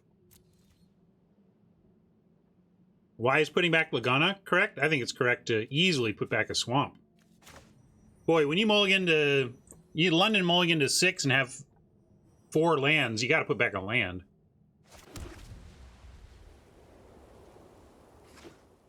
Especially... Got nothing but 4 drops anyway.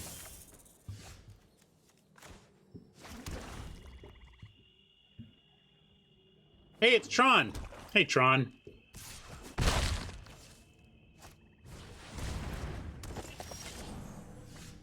Well, I guess we're getting our answer of who's going to dream crush whom.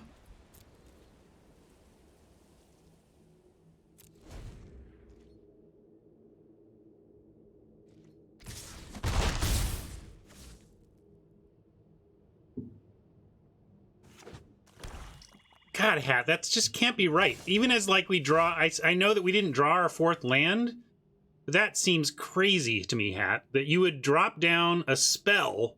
You've already mulliganed, you're down a card, and you're gonna keep 4 lands when you're trying to recover from a mulligan? That's loose, man. That seems so wrong to me. Even as it's not working out for me right here. But I stick by, you know, decisions, not results, etc. I'm not ignoring it at all. Here I am.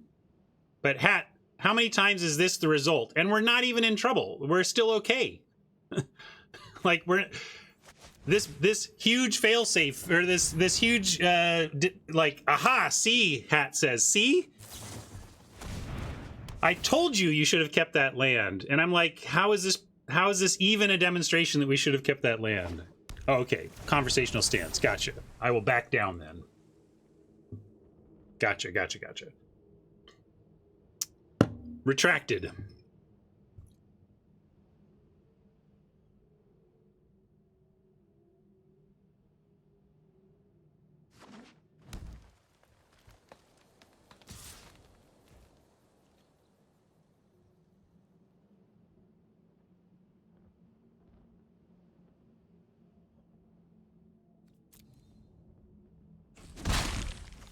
Can't really block there.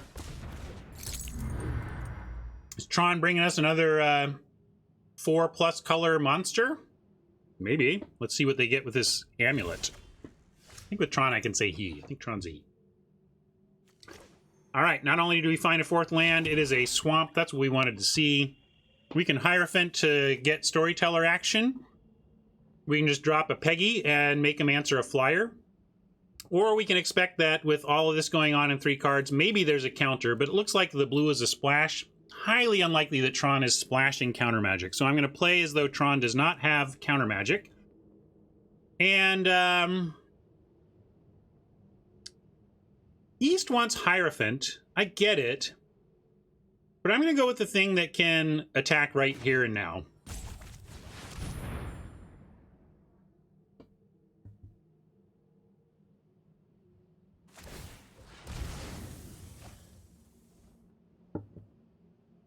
Again, I think we have late game power, but I don't think it's right to think of us as a late game deck. I think we're just classically a mid-range, we're a mid-range limited deck that has some great closers.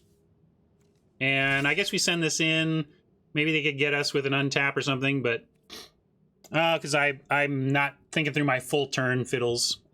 One of my common leaks is not thinking through my entire turn before deciding the first thing. Like I came up with the hard decision whether or not to what 4-drop to cast, but then executed that before thinking about my whole turn.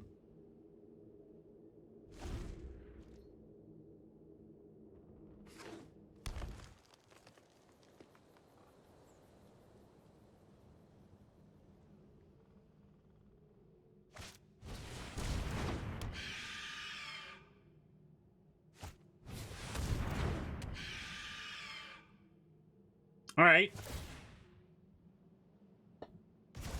Decent look from Tron over there. We can go activate Timuret, or we get to play Hierophant, basically. We could also just hang back. I do like attacking with Pegasus, though, because they don't have anything except a double block, and of course we would take that 2-for-1. Kind of makes me want to offer it. We can't offer it unless we are willing to make Timuret our follow-up play. Whereas if we Hierophant, we might get this going faster. Like, this is a very tempting sequence. Right now, Oppo doesn't have anything more for... Tron doesn't have anything more for Ephemia. So... yeah, let's activate and swing. I think Fiddles is... That's where I was leaning, so let's do it. Except I screwed up, sorry. I'm, the rope got me there. That's a rope punt. Dang it. The rope... And I even had an hourglass. I just panicked because of the rope and tapped without thinking.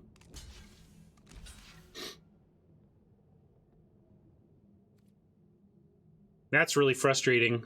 Really frustrating. It's a big deal to not play this 2-drop this turn. We have a lot of stuff we want to do coming up. I did not want to have to spend future turns on casting Timuret.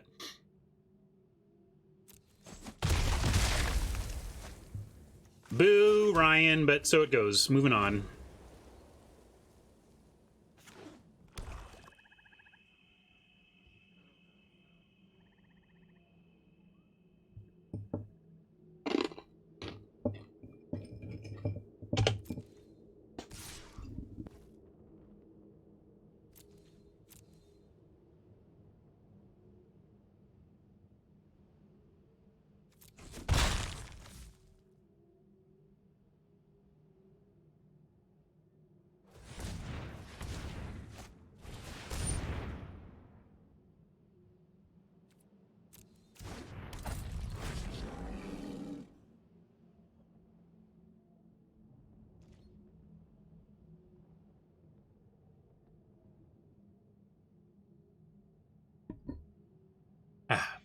Also, by the way, we did a deep dive into my numbers of offline versus online play and actually found my win percentage to be just slightly higher offline, despite the fact that online, I get all of chat helping me find lines and correcting plays and stuff.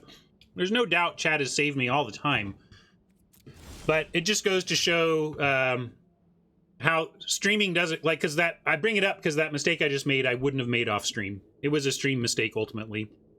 It was talking that gets me roping, and then roping gets me panicking. I'm going to go with the Hierophant now. We could just replay a Pegasus, though. And it continues to kind of win the battle in the air that way. But then if we do get, let's say we draw Plains, We can't play Timuret and Hierophant if we draw a Plains. So maybe I go for the Hierophant this turn.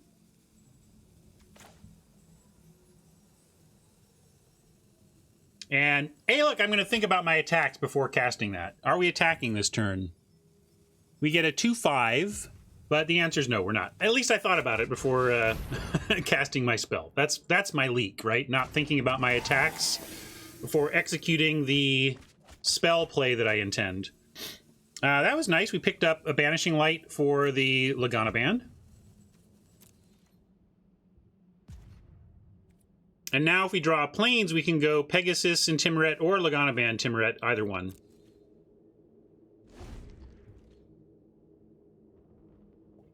No, Dan, chat literally helps. Like, there's many times where chat has found lines I didn't see and increased my win percentage in a given game, and in a case or two has actually won me a game that I would have lost otherwise. So while chat can be dangerous and you can't just blindly do whatever they say, the fact that chat saves me often is really relevant, especially in light of the fact that it's still not enough to actually make it more winning for me to be streaming than not.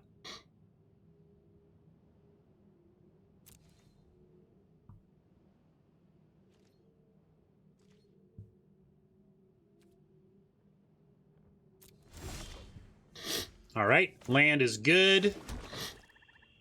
We get Timmy. We could put Timmy and like get rid of their graveyard. There's something to be said for that. Like, although I think we need to get a threat going first. I'm gonna go Timmy and Peggy. Feeling like well, we get the Banishing Light. Do we really need the Banishing Light though?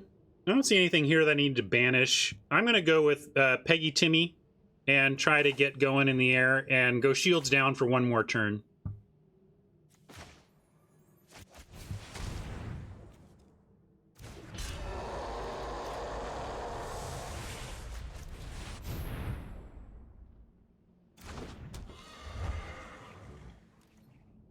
All right, shields down. If we untap and they haven't gotten back like Ephemia, we should be in good shape. I hear you, Dan. You got to be careful, but ultimately, yeah, chat finds you some lines. But it's a dangerous game.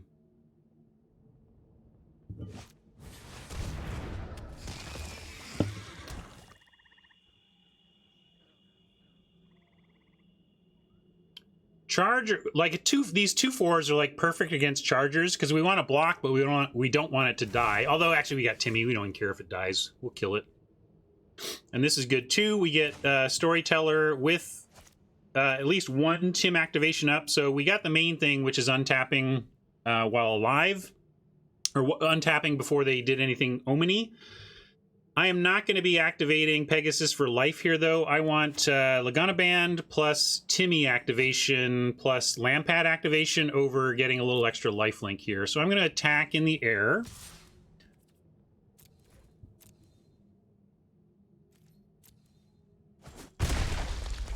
Go ahead and extract a little value here and try and get our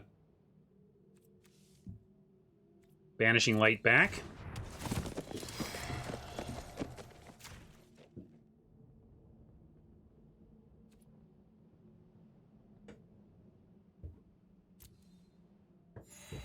Tim first in case of Omen. You mean activate this? We can activate this in response to an Omen. First casualty. Margaret is showing me that one candy down. Thank you, wizards, for feeding my wife sugar. This. Poor Tron has to play against me without actually listening to me. I feel sorry for all of my opponents that way.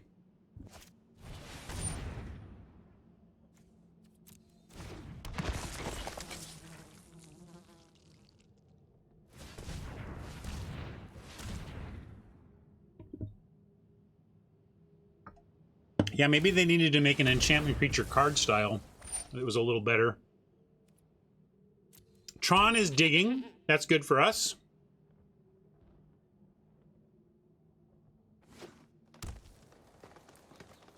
Eight mana, draw 2. Not the worst.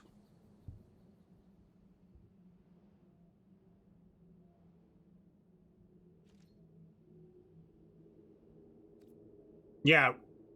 I got Banishing Light because it's good, but we don't really need it right now.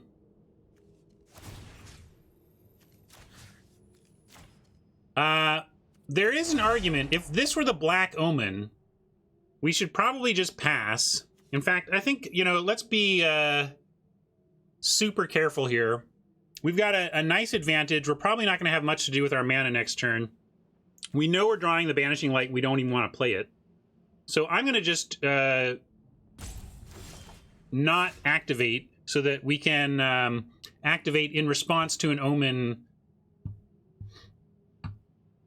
Yeah, I know. It's probably me being overly paranoid, but I think it made sense.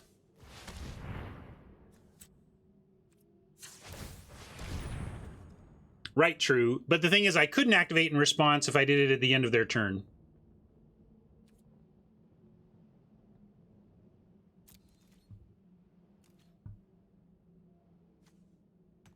Definitely Flyer, and then if we attack with the Storyteller, why do you want to do that? Because you don't care about the Storyteller dying? I mean, I think we just attack with a Pegasus until it stops working.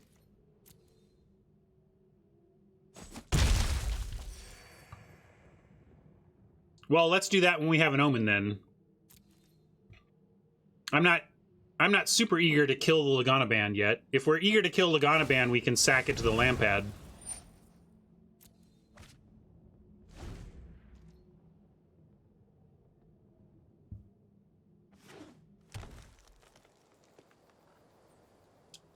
I could exile before their turn. What could they do in main phase that we couldn't respond to effectively? I mean, they need something. If they had an escape creature in the yard, I'd be with you. But I'm not sure what exiling it before their turn, you know, what it does. Yeah, ouch, but it's not even that bad. Although it's a little bad because now we have to kill the Underworld Charger. We can't just sit there taking the lifelink.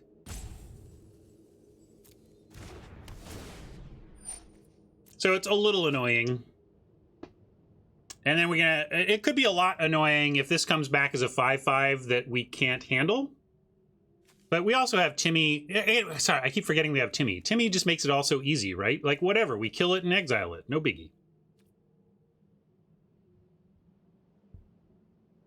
We just have to, like, set a stop on damage, right?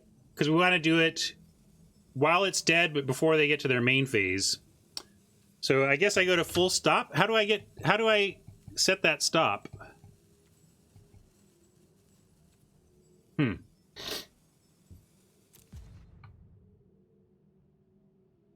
I should be able to set a stop. I mean, I did the control shift. I have full control, but I'd like to just be able to set a stop.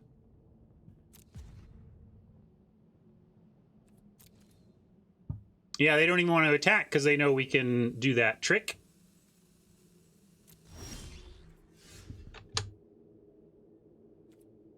Well, I'm clicking it, but it wasn't working. You guys can't see it, sorry. It's under my face, but I was clicking the little icons and it wasn't working. No, that's not how that works. Funky says, should always get priority because of Lampad. Dangerous. This game decides when you don't need priority, and one of the places it decides you don't need priority even though you legally have it is at the end of combat, which is where you do need to you need to do it. Don't watch out, Funky. You get that mentality about this thing, you're gonna get burned.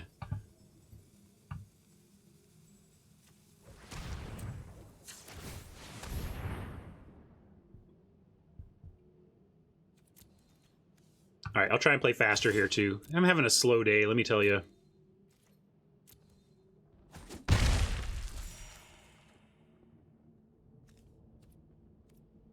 But then how do I get to their combat phases? Their combat, I don't have it. We have upkeep, main, and stop. Where's the where are their combat icons?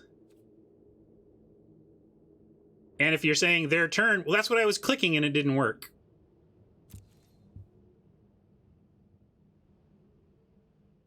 Maybe I need to go full control, and then when we enter combat, I can put a stop at the end of combat. I don't know. But believe me, I was trying.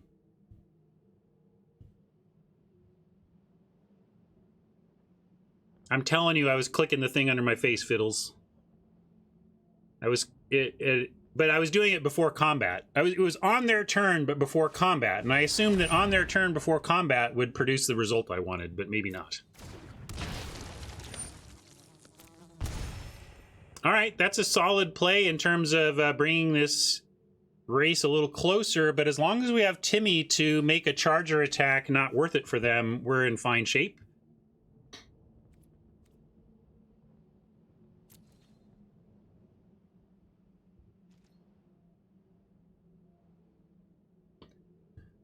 Tron's looking to get rid of Tim, and if he can't, we're probably going to win.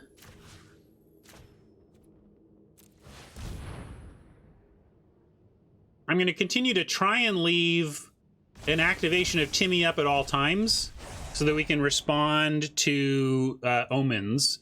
Seems pretty safe. This doesn't seem like it's an omen play, but we have so many land resources, it doesn't even really matter. I'm going to continue to play that hyper tight. See, the game's just like, don't worry, Ryan. You can hold up a Timmy activation for the rest of the game. You're welcome.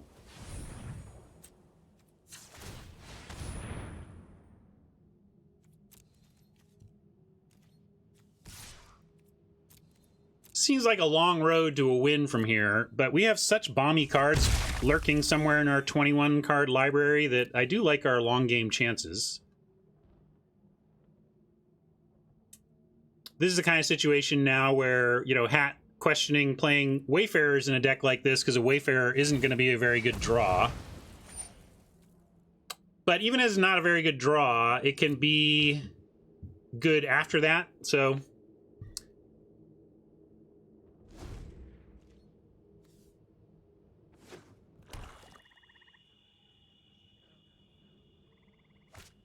Yeah, we could move the eyes. That would be interesting. Although, here we go. Now Tron is going to make a play of it because they can go for Timuret. Those will be interesting. Let's see what Tron wants to do.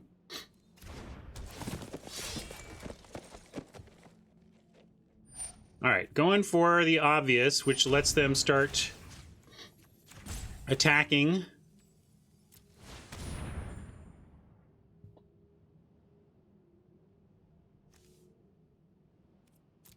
We could get some life out of our graveyard.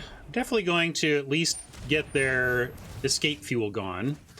But the question is, do we want to gain a life at the cost of some of our fuel? I'm going to say, yeah. We can give up an envoy here for a life. It's tough. It's close. I got the rope making me nervous again. I'm gonna take the life, but I don't love it. Yeah, we're going to drain the land. We'll do the Lampad drain. I just was trying to figure out whether we wanted to cost us some escape fuel for a point of life or not.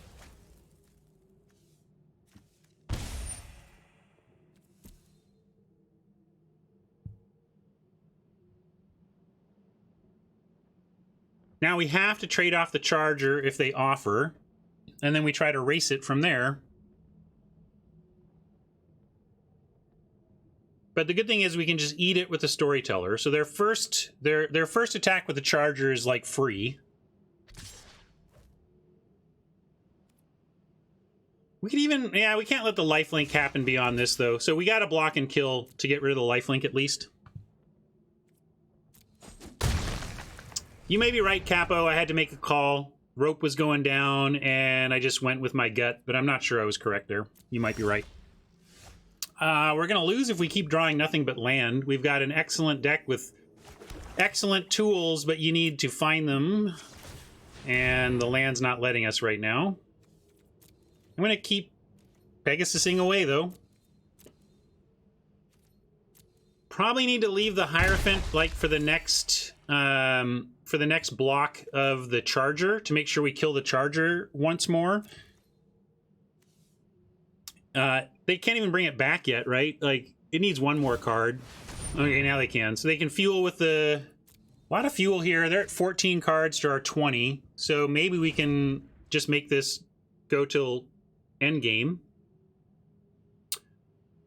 Brawler, we could go Storyteller, Lampad. And if they kill the Lampad, we get the Sentinel's Eyes back.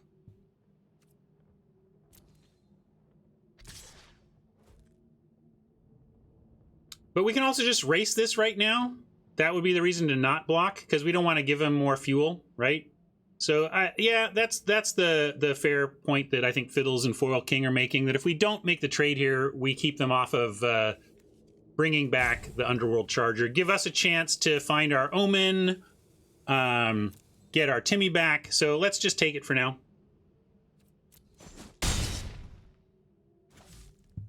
Nothing new set specific, Eagle, other than remember that you're not going to get gold-based drafting in the new set for a couple weeks after it releases.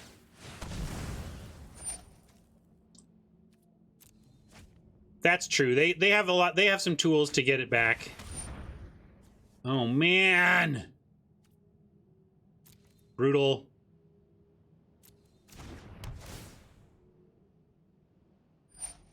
Where's our bombs? We could get out of this if we could find any of our bombs, but we're stalled out looking for bombs. Boo!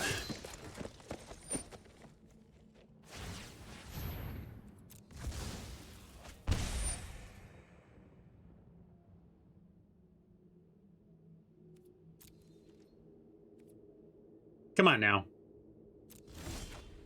There! Is that so hard, deck? Is that so hard?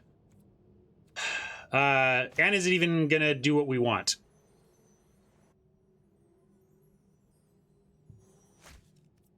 Honestly, don't know.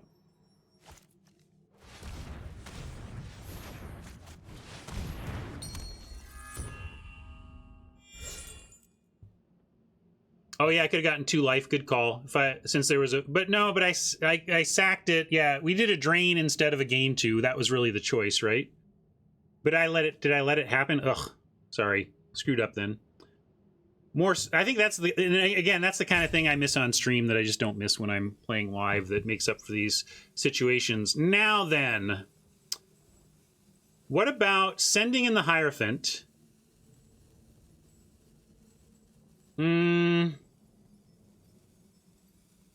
Yeah, we could sack the Lampad to itself.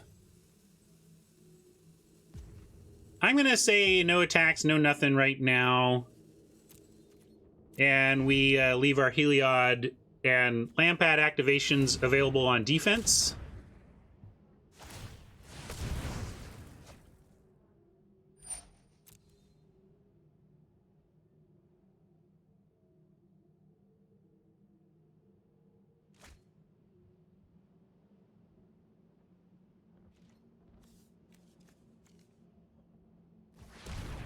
We could use our Omen of the Dead, our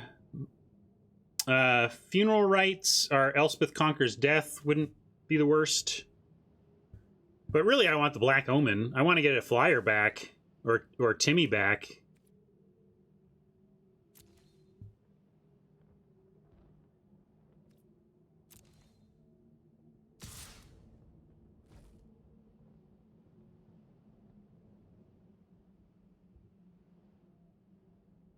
So we could block with the Hierophant and give it lifelink and put a counter on the Lampad and get a 3/5 on defense that's vigilant. Can't attack into that stupid Viper. Wouldn't mind some removal just for the Viper or for this Soul Reaper. They're at 11 cards. I'm gonna make the trade here for some life and putting a counter on something.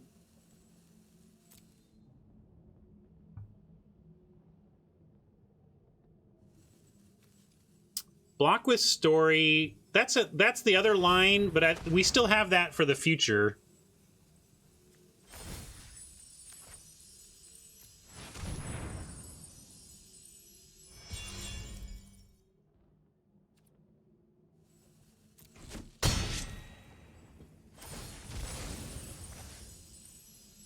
I'm going to put counters on the land pad because we kind of eventually want the storyteller dead. Our dream draw is to kill the storyteller, get the storyteller back with the omen, and use the storyteller to get back like Timoret or something to close. It's just that I think we want this to be we might want to be dead eventually for tricksiness.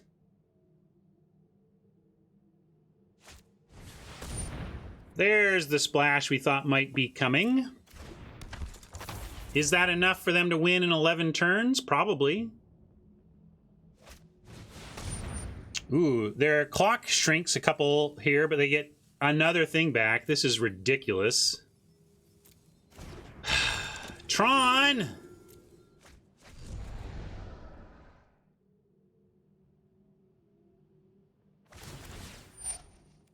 Tron's got a great deck and putting on a great show. I'm just frustrated by our draws. Tron's putting on a value machine while we're drawing lands, and it's bleh. Okay, serious action, please. It's our omen. Everybody, it's our omen. And just in time. Just in time. We're gonna get all... We gotta get... let's see, 5 black. So we got to get Tim and activate twice here.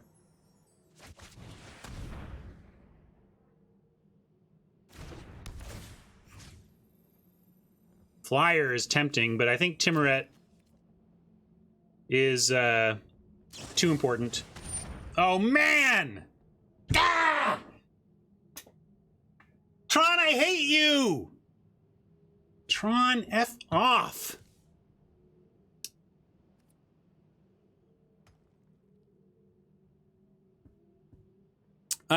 We could still... We don't have time. Yes, Lagana Ban was a fun idea, but we don't have time. We need to Timoret to deal with this graveyard.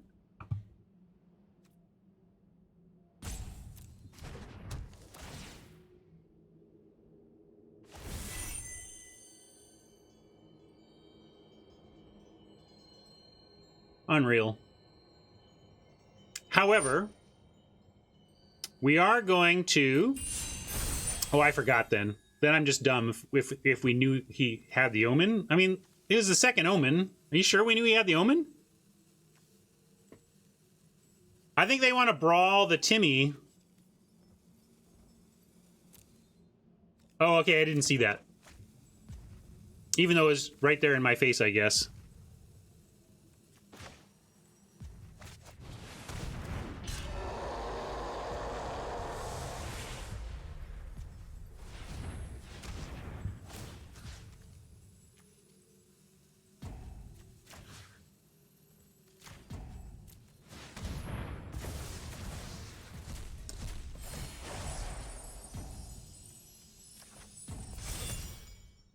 Great. And then I gotta do that again. Get everything up to 5 toughness, right?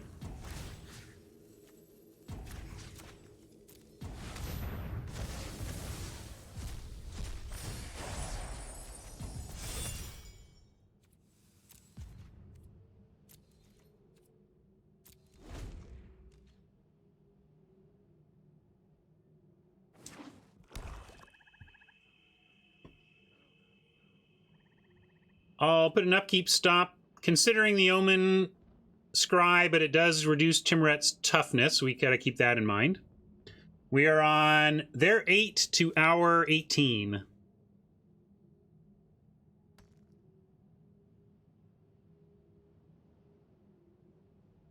And if Tron brings out the fighter just to fight, we get to...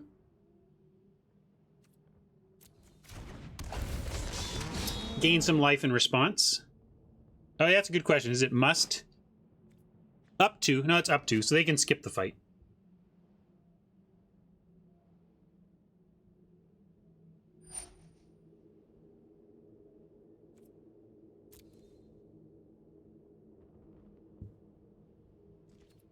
Yeah, only the brawler gets to fight. Or that would be pretty sweet play.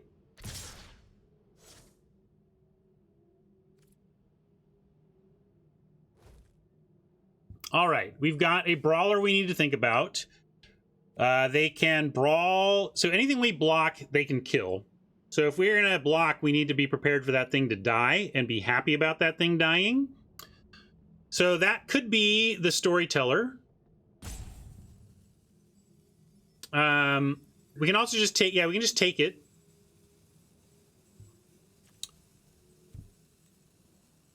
But if we give lifelink and get another counter, they can still kill it. Unless they attack with something with 1 toughness, you know?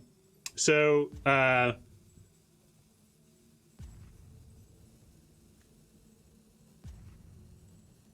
block what with teller, and what? Are you sure we want to do that?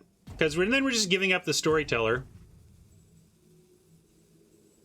That's true. Fight would kill both if we do the storyteller. That's probably worth it, right?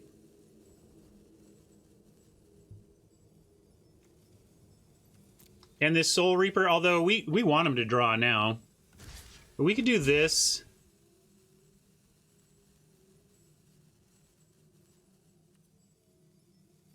I'm going to do it.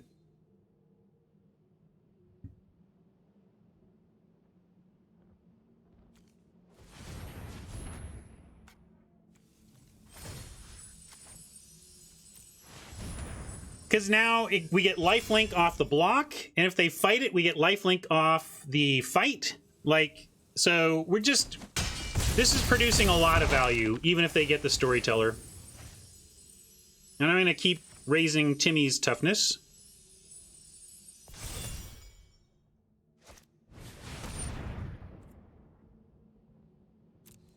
Viper would be nice, but then our storyteller dies, and I wanted them to have to double fight like this.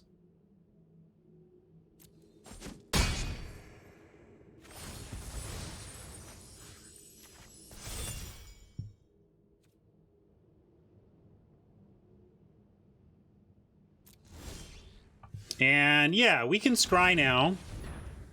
We get a end up with a 4/5 here, but that still survives all the blocks we want.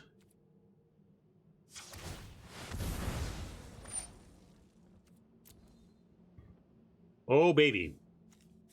What order? What order? Do we want... Maybe we don't want the favor. We just want the grasp.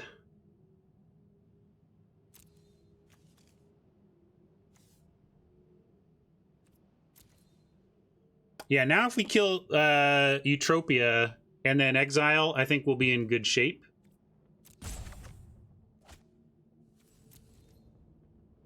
Favor is decent on the Lampad. It didn't feel like necessary. It didn't feel like what was going to get us the win. Whereas keeping huge flying stuff out of the air feels really important.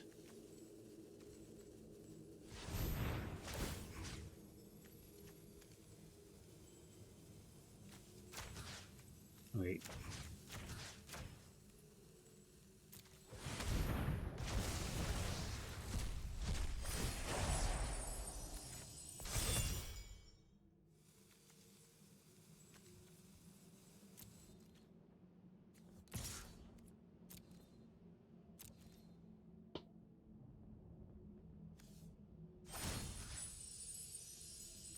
Lifelink isn't necessary, but I think we can do it. They are...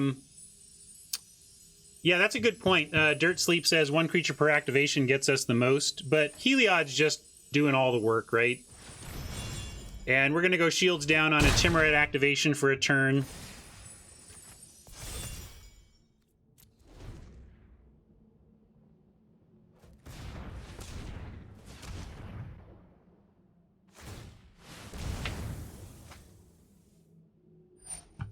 Bottom, bottom, please. Cards left 8 right now. 1 top, 1 bottom. Doesn't necessarily mean like, haha, they found an answer. Could just mean Tron is making sure he's pulling whatever spells he has left in the deck to the top.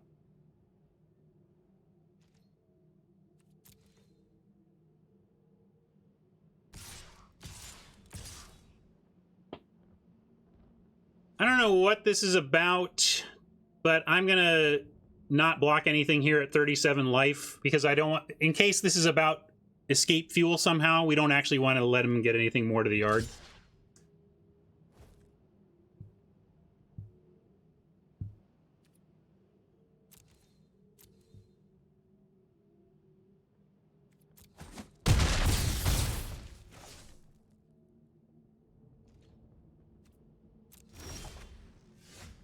Funeral rites is interesting.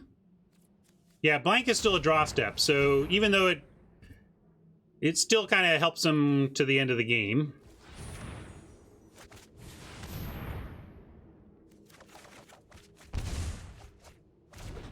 We lost our Elspeth Conquers, but we found a Freakus spawn. That's not the worst. And I'm gonna, let's see, we got the Viper being annoying on defense, but we still have Timuret for lots of life. So yeah, play spawn, have 4 mana worth of Timuret, and Heliod activation seems fine.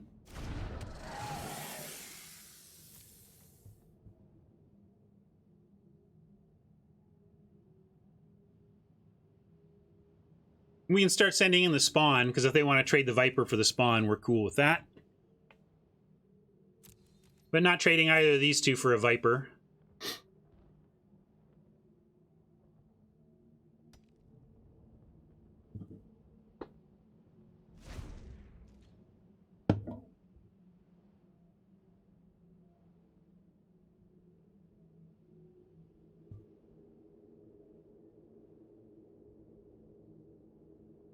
I think, Chimero, did you sub and I didn't say thanks? I think I got a sub and I was distracted, but if you subbed and I didn't say anything, you rock. Thank you so much.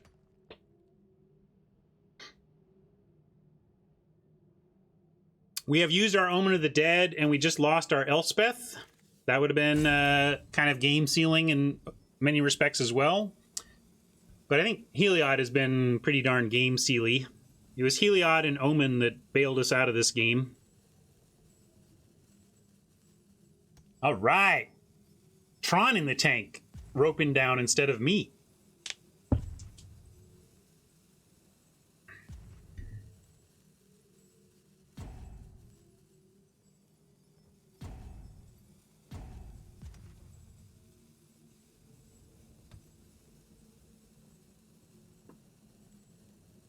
Some say I never heard of ya, a rap burglar. Well, I sure saw that one. Thank you so much for that sub. Appreciate it. We're gonna go with that's fine. We're gonna just sack the spawn first.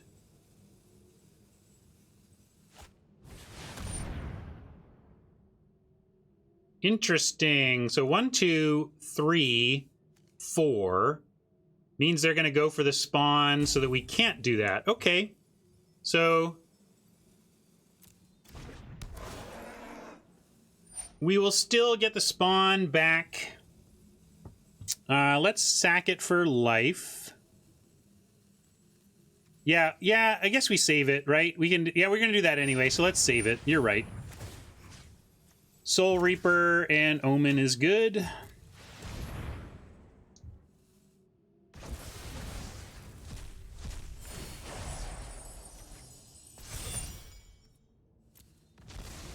Oh, did I miss it up? Oh, I forgot this. Who all counted badly with me? I forget the auras on our own stuff. Whoops. I don't think anybody said, no, wait! So all of us got by that, right?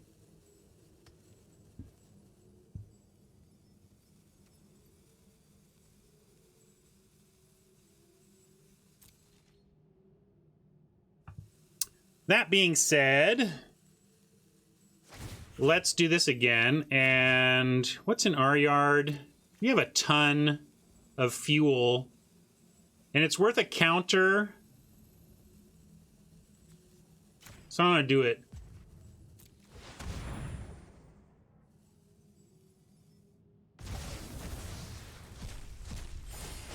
It's graveyard. It's escape. At the cost of escape fuel, we get another counter on the Lampad. Although it doesn't really matter. It's not like we can attack with it.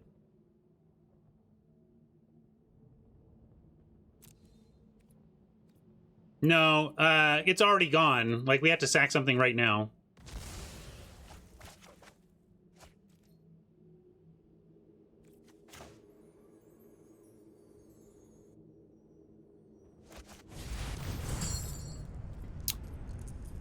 We can even eat Timmy if we want. We got nothing else for getting stuff out of the yard. I don't think, anyway.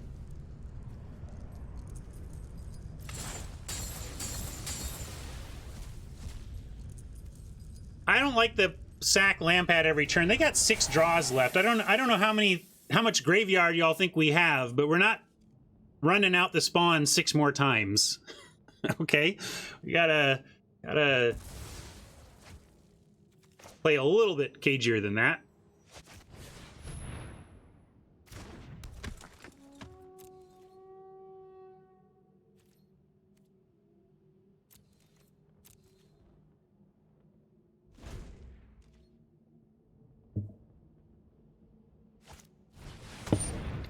Going for it. Leaving him with 1 card. Well played, G-Pick.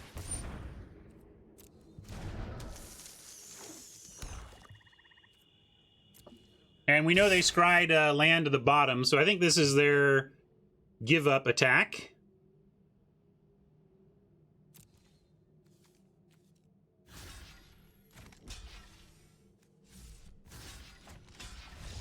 Yep. Woo! No, that wasn't ballsy. That was a scoop. That was an exaggerated scoop. True. Man, that was a great game. Scrappy. My bomb saved me. Tron's deck was great.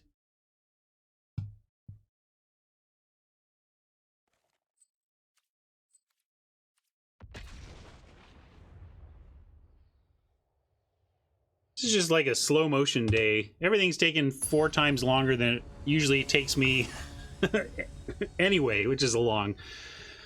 Ooh. Oh, hey Tron. I didn't know you missed. I didn't know how much of the draft you saw or whatever. That was our. We're gonna keep this. It's a little. It doesn't start on 4 except in our hand, but we have both colors of mana, a nice even split. We'll keep this and hope we find some stuff. Yeah, Tron, the pack 3 pick 1 was the single greatest pack ever presented to me in a draft, given where I was at that point in the draft. Here, I'm going to go to left monitor for a second, just so Tron can see this. Look at this. Look at this pack 3 pick 1. We're already in white-black.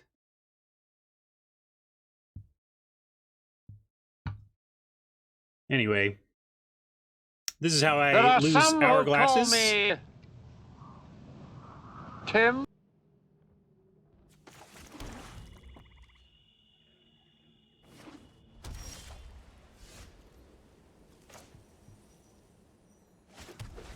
I mean, it's not every day that 25 years into the game you play, you can say that's the whatever thing that's ever happened to me, but that pack was truly bonkers. And look at this, how wonderful. We kept 3 lands and 4 4-drops and found nothing.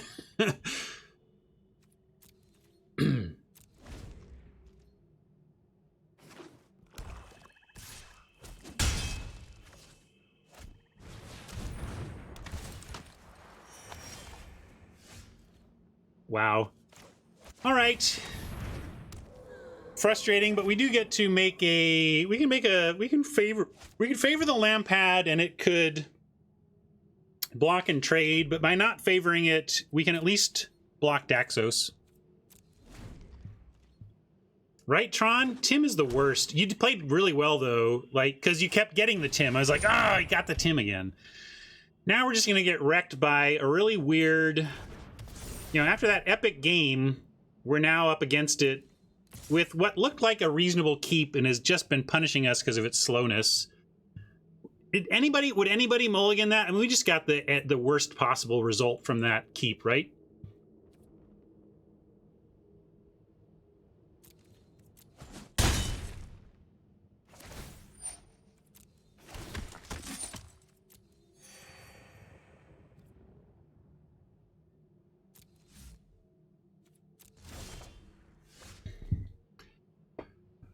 Wow, our deck is laughing at us after what was quite an amazing game against Tron. I'm going to go ahead and put this here and try to trade for Daxos and then omen it back, I guess. This is pathetic.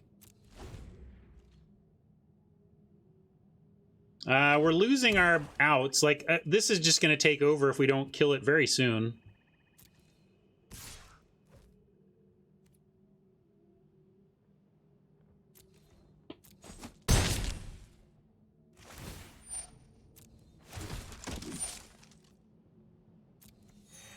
Was it greed, though? That's what I mean. I didn't feel greedy.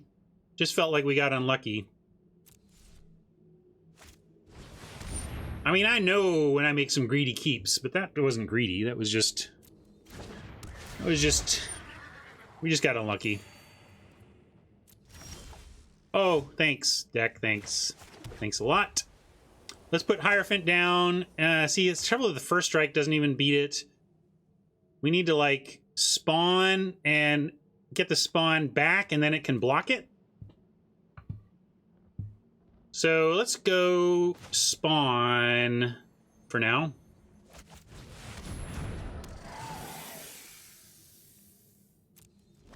Yeah, maybe we can next turn Hierophant to help fuel the eventual spawn and the Storyteller.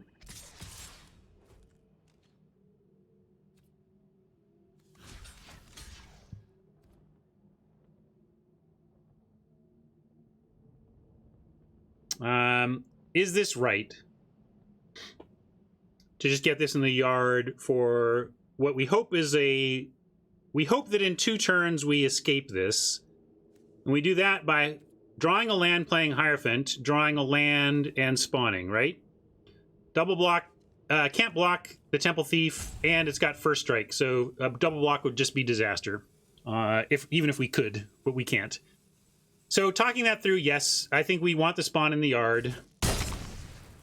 Although you could argue that if we need the spawn in the yard to win and we need the land draw, we could just go Hierophant sack to Lampad on this turn. But we're just yeah,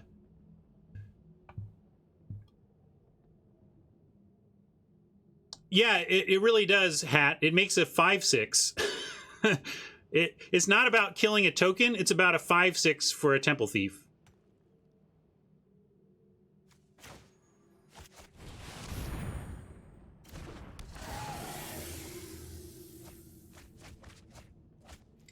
Tome Deaf. Also run the math on me having no plays before turn 4 in that spot.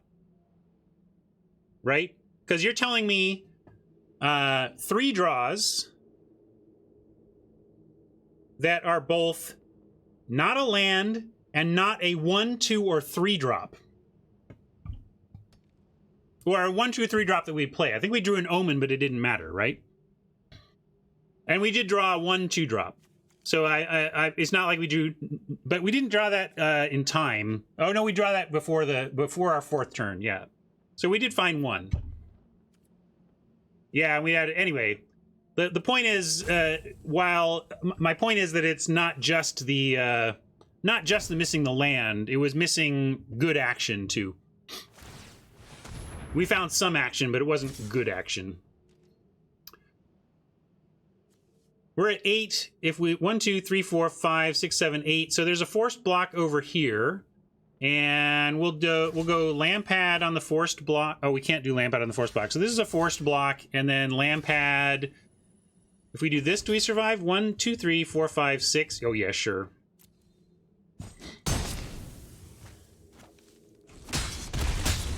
I'm not playing around tactics. We can't beat tactics. I mean, we can't beat not tactics.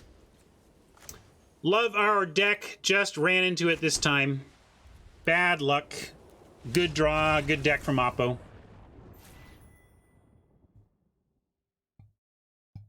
Man.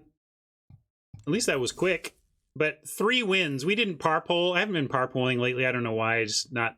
Doesn't matter too much to me, I guess. But 3 wins is way underperforming for this deck. This deck is, I think, very good. And I'm going to be mad if we get stuck on 3.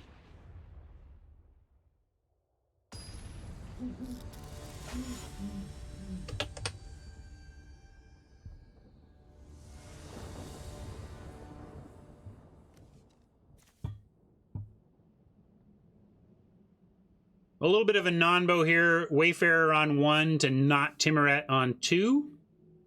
We could also go Timuret on 2, Heliod on 3. I think I like Wayfarer on 1, potentially Grasp on 2 in, you know, certain circumstances, especially on the draw, rather. Anyway, we're going to keep, and I am going to lead on Wayfarer, even though it prevents a turn 2 Timmy.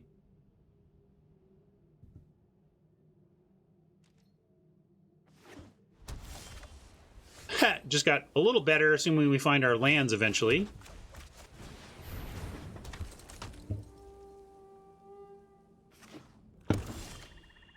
All right, awesome.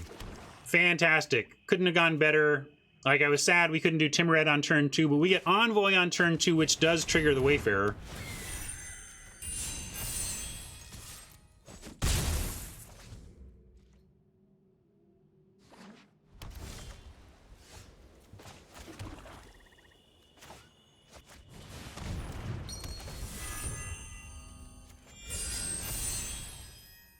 Actually, that was a mistake. Now I'm not going to attack the Wayfarer because of my mistake.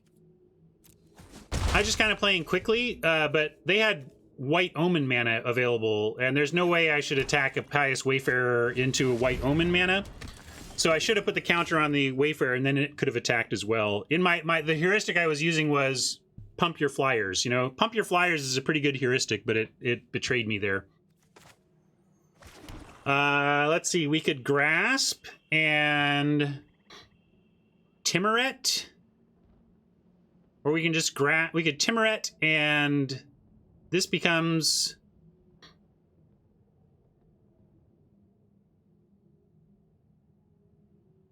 let's just Grasp, and then we can get a Heliod lifelink activation. Now I'm going to go to the skies for good reason.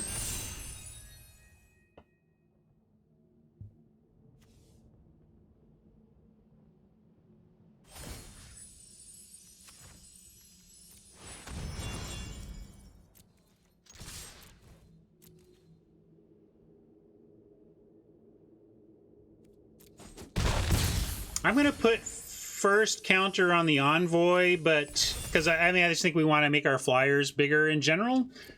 But there's a good argument for adding some toughness, you know, adding some oomph to the Wayfarer too. Here's the Chimera being the 4-mana 3/3 that I am saying it usually is.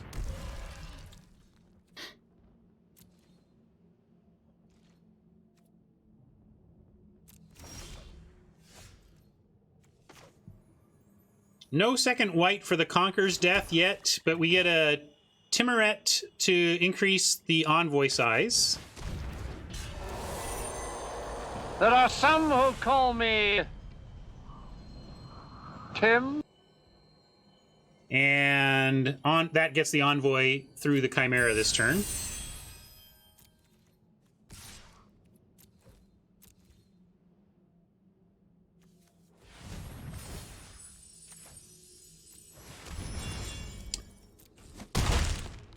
And I'm going to get Timuret out of Myers Grasp range with that counter.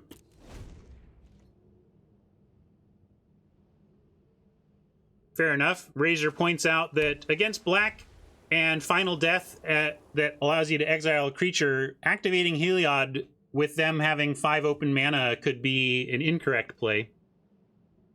Although Omen does then... Oh, no, yeah, it exiles it. So, yeah, that's the point. We wouldn't be able to Omen it back.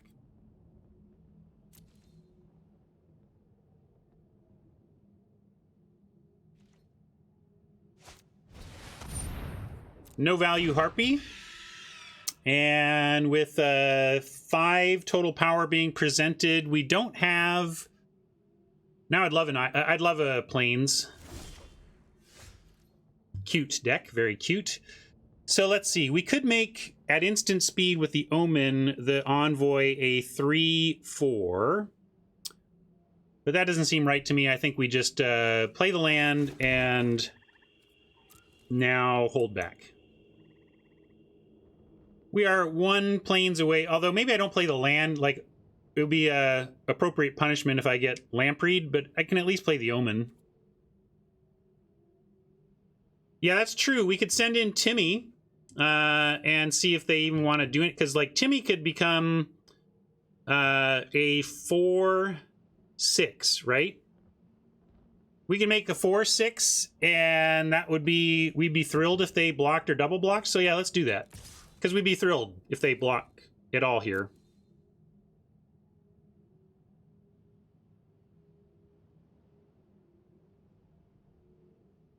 Although we got to watch out. If they, yeah, we got to avoid killing glory bearers, as True says. Because our Myers Grasp is part of our Timmy toughness. Yeah, we could also trade Tim off and then get him right back. But how about just trade, how about just eat both of their flyers? Okay, if they're just going to do that, yes, Tim gets down undersized, but we also have, again, the ability, like, we're going to get lifelink here, and the lifelink counter should keep us able to keep Tim alive through all sorts of stuff here.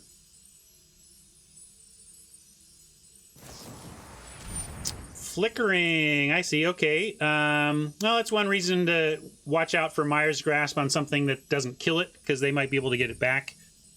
But we can't do anything about it, so we let it happen.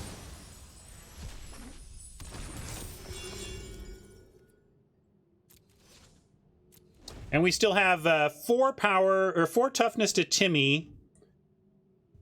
5 toughness, because if we play this, Timmy gets a extra toughness from the Omen Pip, and then an extra 1/1 from the Wayfarer, so we can still make a 5 toughness Timmy at instant speed here.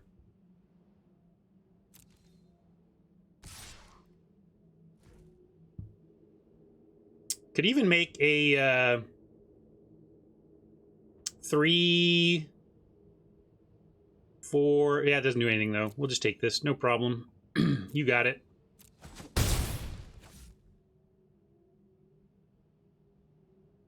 Looking for a reason to block there, but there wasn't really a good one.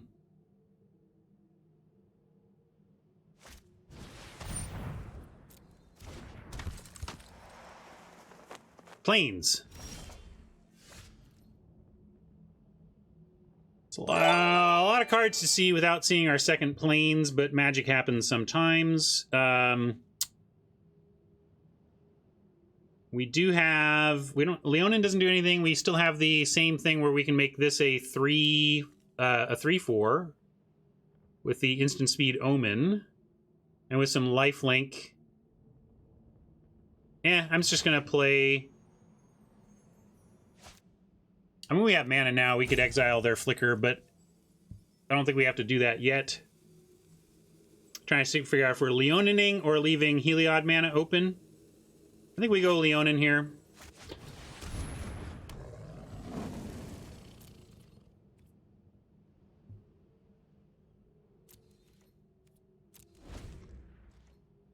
Yeah, we're trying to use Omen to get value, not just as a trick.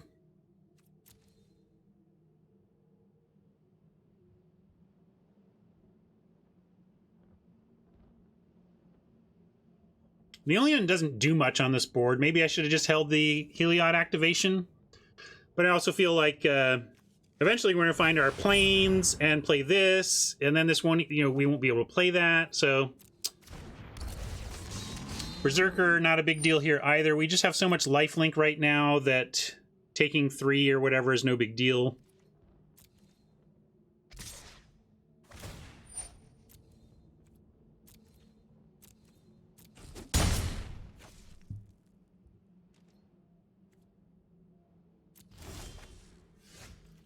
All right. An interesting draw, if not amazing. I like actually giving our Leonin a point of temporary power here and sending it.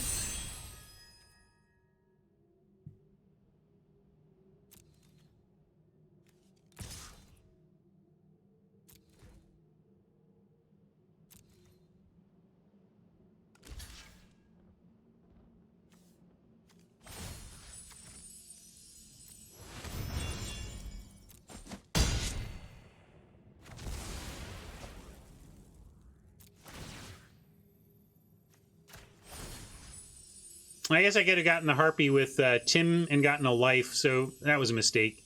Playing too quick there.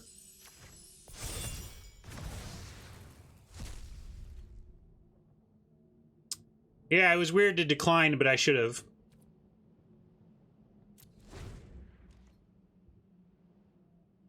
Weird how, like, we're being pressured on our white mana so much. If we had 2 white mana, this game would be over by now. Well, that's okay. Gives us something to do with our Wayfarer, and we get to Lampad. Let's see, they don't have... Yeah, we'll just go ahead and get our life via the Lampad sack.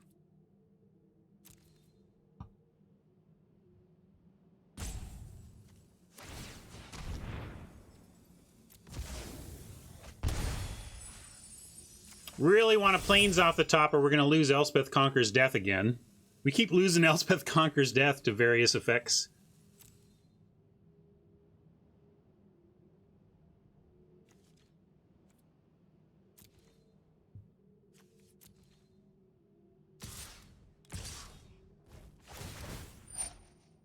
Hmm. 5/5. Kind of want to, like, eat the Tim. What else do we want from this, anyway? How about this? How about we eat Tim, grow this to a 5/6, eat the Berserker, and then get Tim back with the Omen. I like that. They'll never see it coming!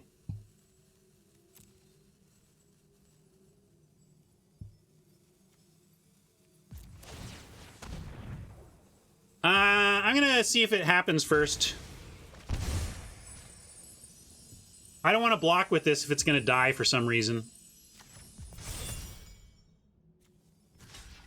I guess we could do either one. It doesn't really matter. They're both 2 mana. We Omen whatever we sack, we Omen. Oh, Timmy had a counter. Okay, fair enough. Yeah, I could have done just Lampad then. My fancy play wasn't quite fancy as it could have been.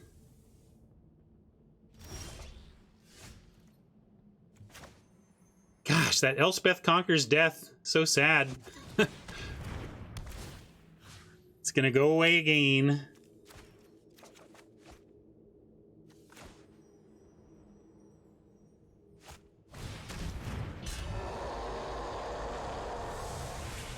There are some who call me Tim.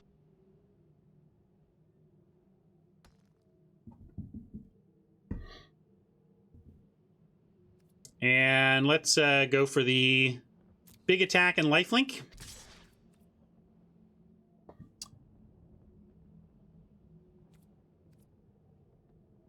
It's a forced block, but they're not dead, right? So I'm not gonna. You want me to send in the? I mean, we can't send in that.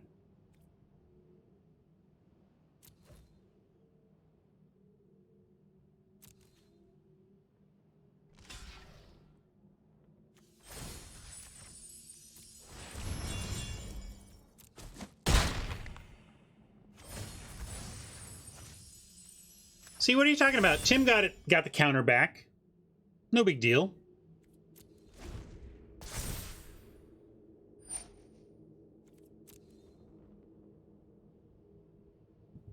I don't think Vandals I haven't done anything to fix Vandals, so unless Streamlabs OBS is going to start accidentally fixing my instead of breaking it.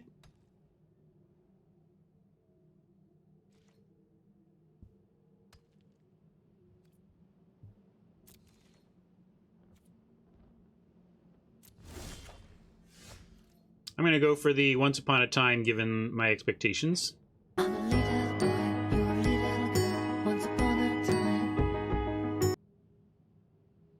Look, we're going to win, I think, so no complaints, but kind of funny that we draw our Plains after the Elspeth finally goes away. I mean, that's just how it works, right?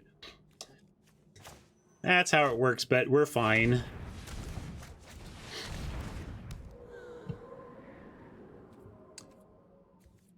Six is not enough for them to even get Timmy, so let's swing away.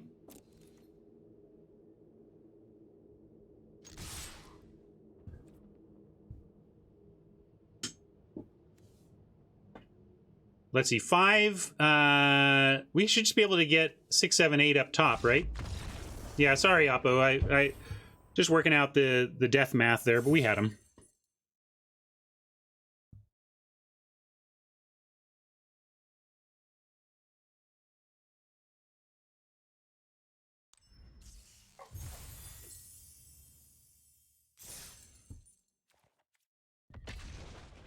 Long, slow death. Tron.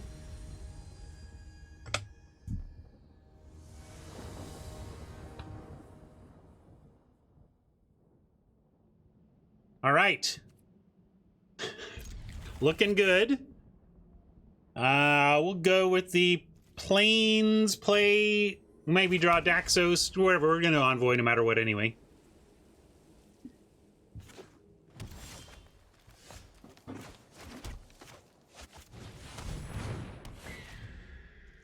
Man, I could even fade a turn 3 Nightmare with this hand. We'd lose Elspeth Conquers Death again, but take it.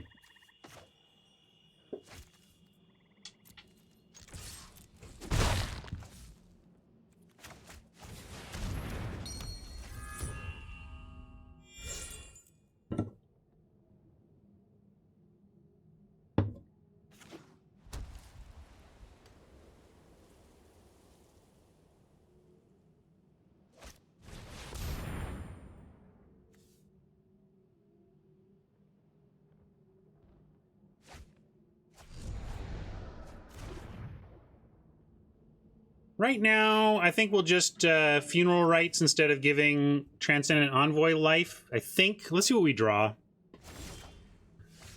right, we got Blessing, which means we can even keep this protected if we rights. We can also make it give it lifelink and make it a 2/3 that we also protect. I guess that's better.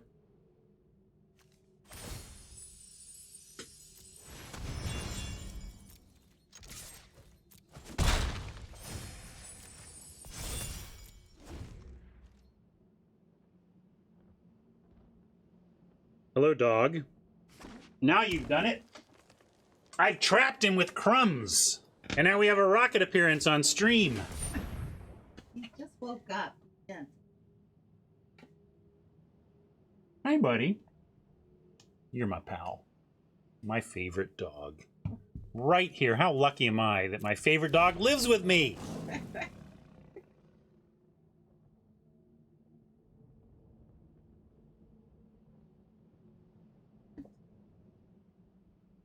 He just had a snack.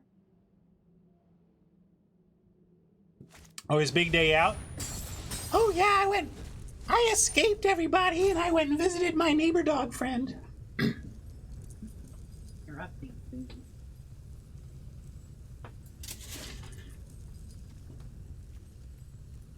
All right, that happens. What's going on? Come on.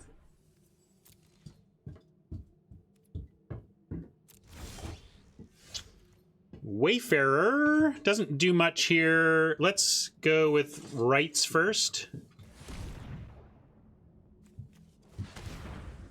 Like, we can't get Elspeth with anything, right? 3 or greater, and neither of these do that. So Elspeth can't do anything about that, but we can race this in the air. I'm not too worried. That's how good Heliod is. But let's rights first.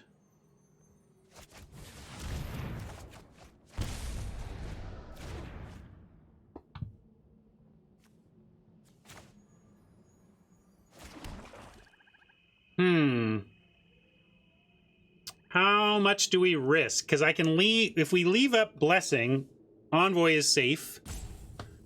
I guess we could leave up Blessing and even block the lion and try and eat it. And then it doesn't come back on anything unless they... Well, I guess they play this pre-combat. I'm going to be risky.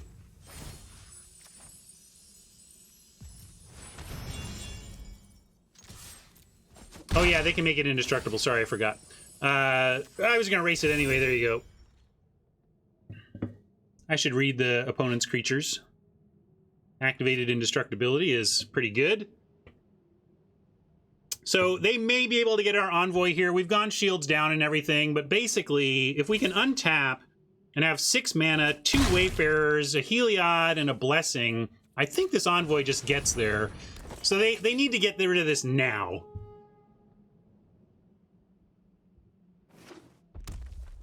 And if they can, okay. And we even drew another Plains. I think that's going to be too much for them.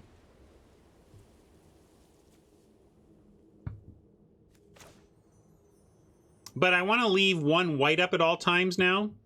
Elspeth doing what? Those of you who keep wanting me to play Elspeth, what do you want me to do? Elspeth, our Heliod? Is that your big plan? I don't want to target Heliod with Elspeth. We can't, we can't. Like,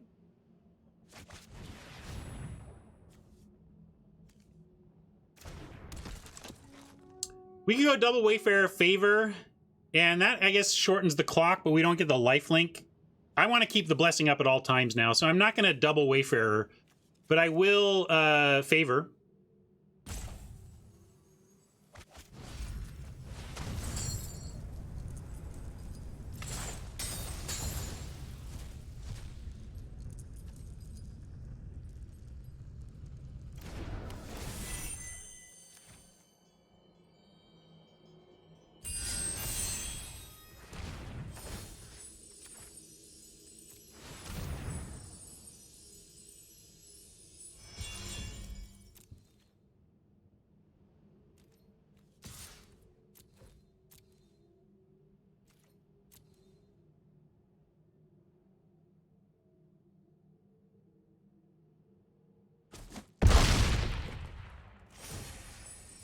Sure glad this envoy was not a lion this game, I'll tell you that. Maybe we should put the other envoy in. This was the point.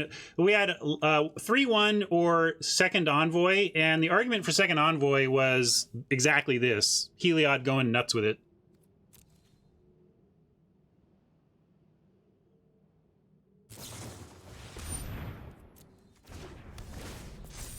Oppo still yet to play anything we can exile with Elspeth. It's kind of funny. They have a 5/6, yet we have nothing to exile with Elspeth.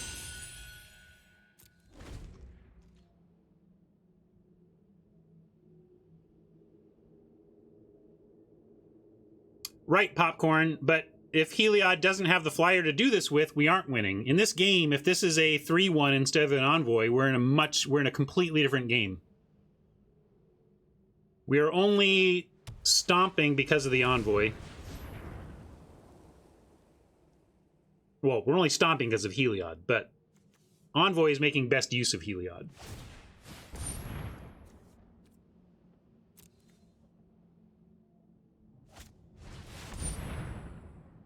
Does it make it indestructible? Oh my gosh. I am so sorry, Oppo. Like, Tron, you should start that group.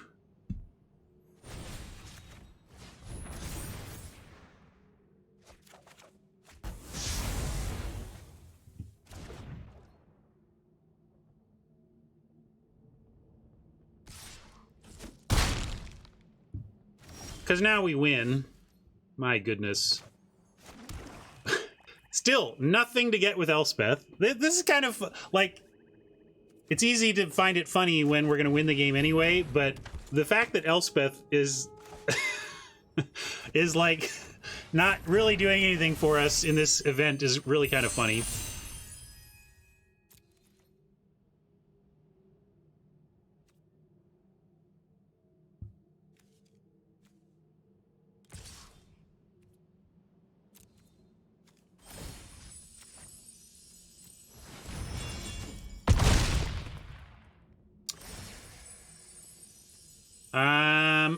Yeah, we'll still put it here. Well, they're not dead. If they take care of this creature right now, we still got work to do, although Elspeth Conquers Death then finally does some stuff for us, I think. But we're not, this is not a win yet. Yeah, they could get Apathy right here. I was thinking about putting it on the Wayfarer, but to what end? So the Wayfarer can stare at the lion? I guess they didn't have anything. I thought about it. I just didn't see what the point of a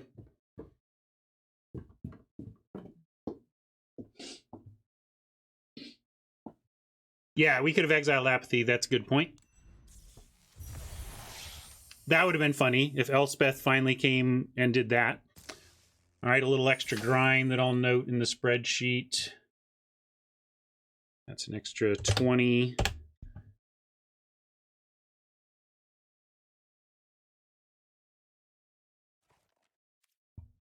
All right, now I'm at 5 wins. If we have some rough luck and don't manage to pick up our 6th win, okay. I just really didn't want to peter out at 3, especially. Like, this is so much better than a 3-win deck. Like, it's a very good deck. Someone was saying top 10% type deck. I think it's... If you randomly show me 10 draft decks that I did, and this is one of them, it's probably going to be the best of any random 10.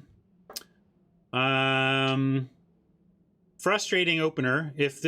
If one of these planes is a swamp, this looks genius. As it is on the play, I'm tempted to throw this back. That being said, we find a swamp and we are really happy. What do you think? I'm going to pull this one. This is a type of greedy keep I'm not sure about. Keep or mull? What do you think, chat? London Mulligan makes this harder. If this were pre-London, I just keep. I think pre-London, you just keep this and hope you find your swamp. But we're in a spot where the London Mulligan is extremely powerful, and we could easily find a better 6 than this. That being said, we have a turn 1 play, and if we find a swamp, we are golden. So, most people want to keep. Those mulliganing I think are really thinking about the London aspect. Again, I think if this is not London, we sneep. But given the London, you could argue the mulligan. I'll follow chat down, though. I get to blame it on them if we lose. So it works. Works for me. I'm never punished anyway. We're going to find a swamp off the top and play Lampad.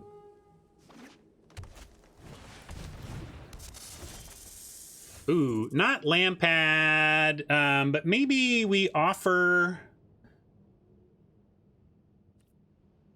the Wayfarer here. I'm not going to bother putting the eyes on it. That doesn't seem like worth anything. But let's offer the trade.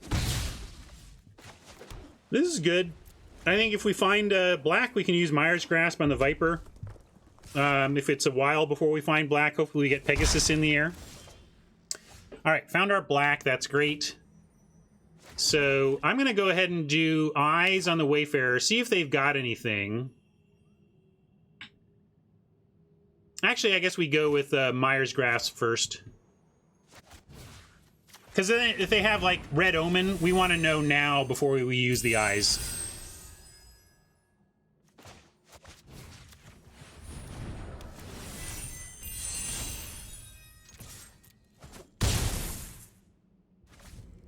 Chat deserves some praise here. No, I think I do. I think I figured it out, and I'm super smart genius guy. And I'm the one who deserves all the praise. Here we could go Pegasus, but then we lose the Wayfarer this turn. Let's just favor the Celebrant, and then we get in another big attack. We just don't get to spend the rest of our mana.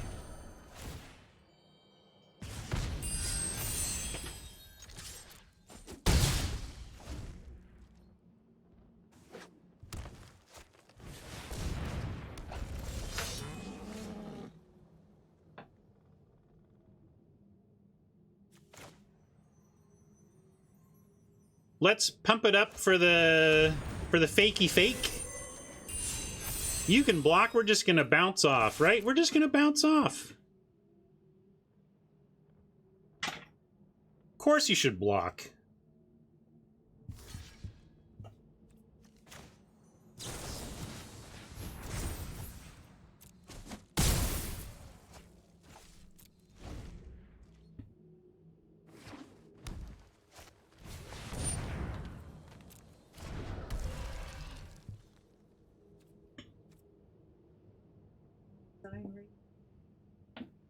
See ya.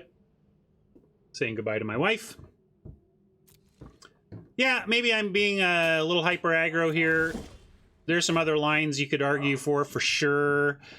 I'm going to go for the funeral rites play here, I think. No, we could just favor it and go again. Never mind. Yeah, I was going to get fancy, but there's no need to be fancy. Favor and go.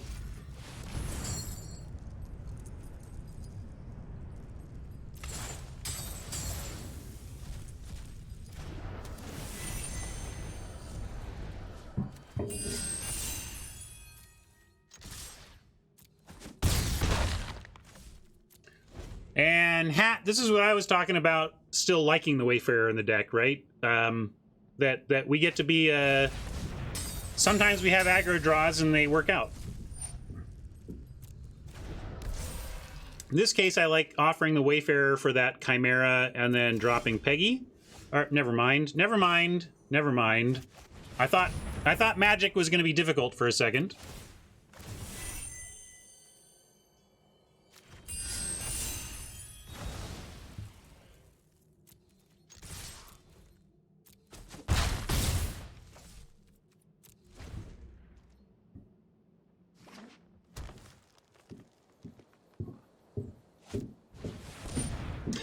Thanks, Oppo.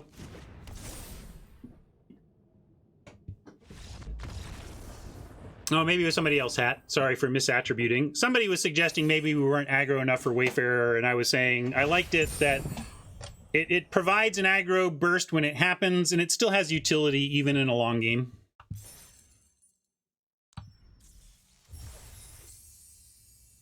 All right, now we're playing for 7, which is basically what I felt this deck should be doing.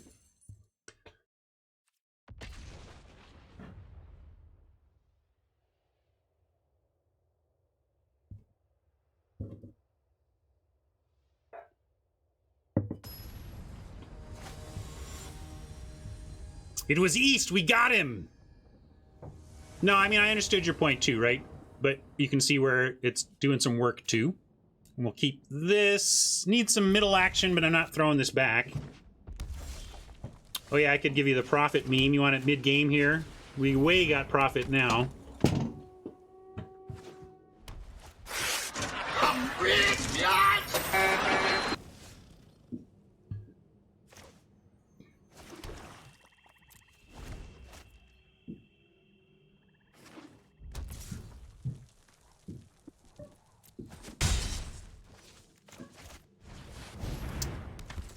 It's like Oppo's got a Wayfarer deck going, and we completely missed. I said, it's a keep, but we were trying to find some action for the middle turns. We didn't find anything for 2 or 3. That kind of stinks. But hopefully we can recover on 4+ here. But we're up against the worst deck possible to stumble early, as we have done.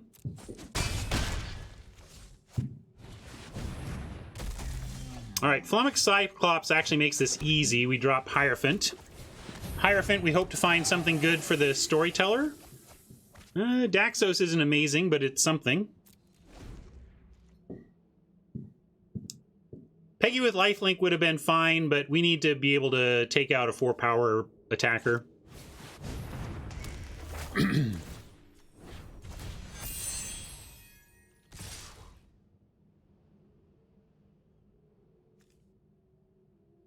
Interesting that they went here with it, right? They go here, they get much better attacks. We could just trade for the favored. It's the same amount of damage, and this is a worse creature, except things like Storyteller, Pegasus have the capability of trading with a favored, whereas these things cannot trade with a Cyclops. So... It doesn't have reach. East says this has reach. Anybody think Cyclops has reach? Cyclops has can't block. Lenny wants to trade for favored.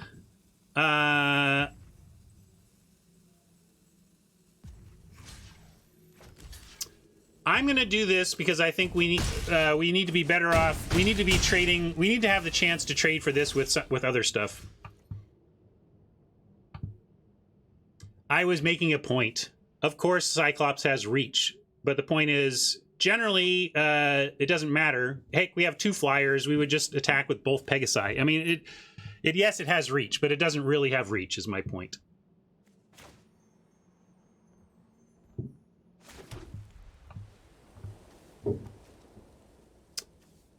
I hear you, but the Saga, while giving it a point of power, or 2 or whatever, doesn't actually give it double strike.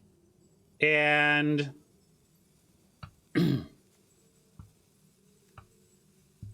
that's true, Razor, but I can't... I guess I'm not playing around that. Maybe I should assume that their deck is geared towards that, but I just didn't assume that. And do we want Daxos? Daxos gets pretty darn tough, so let's go ahead and get Daxos back. It gives us some life.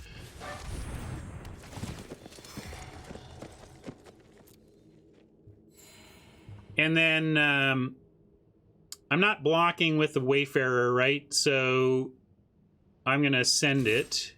Actually, we might want to... Nah, I'm going to send it. We're not blocking with that. If Oppo's got stuff to punish us for this, we're just kind of dead. Like...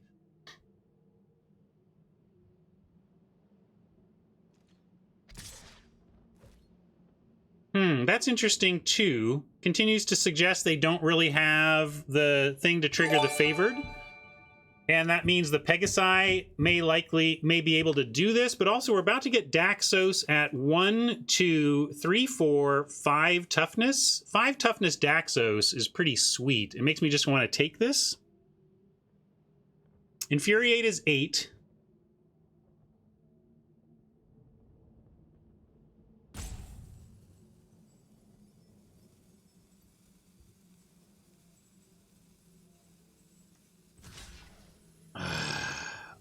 This is a tough one. It really hurts the size of our Daxos is the thing. Lots of things are a blowout. I'm not really playing around stuff. And there's no way they have... Gosh, if they have Aspect, why wouldn't they attack with Favored?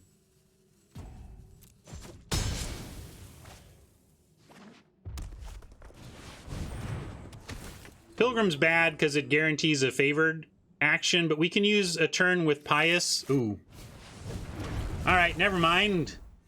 Show's over, everybody. Show's over. We're not dead, but... Your friend here is only mostly dead.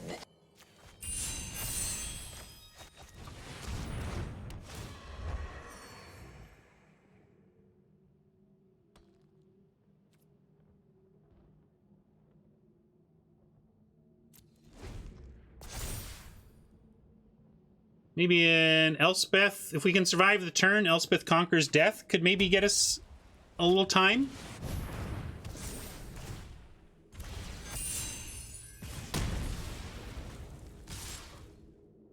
So then we put Wayfarer in front of the Biggin and Sunmane in front of this one.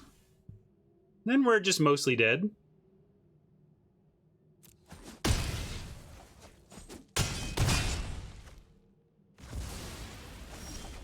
Ah! Elspeth Conquers would have been amazing right here. Would have given us, oh.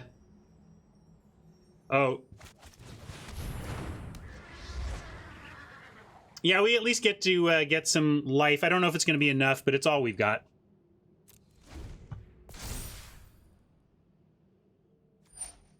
If they don't have another enchantment, we still live.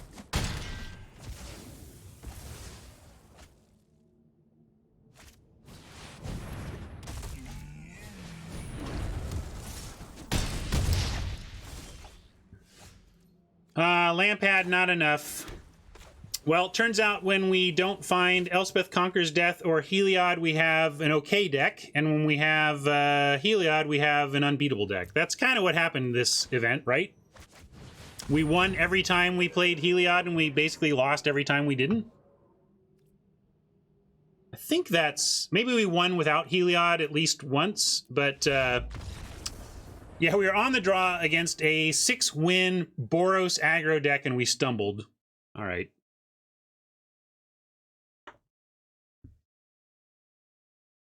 Isn't there a thing? Didn't we have a command for that?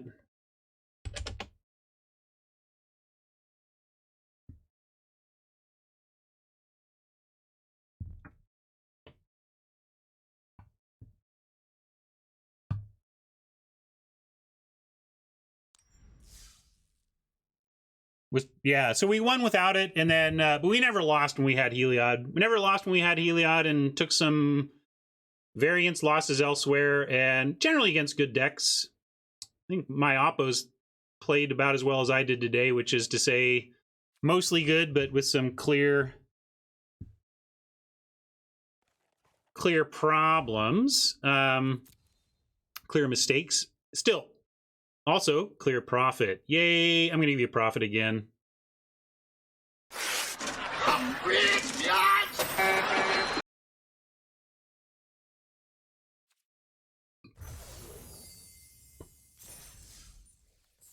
Yep, just saved the deck and open this pack.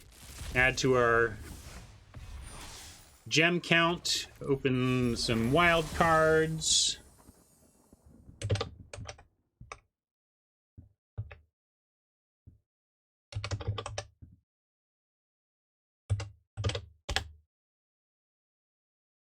Is that 750 on that? Or 850? 850 on that win, right? Yeah. Yeah, you can now save draft decks on Arena. This is a good time to pitch this to everybody here and also let our remind our YouTube friends. Where am I? There we go.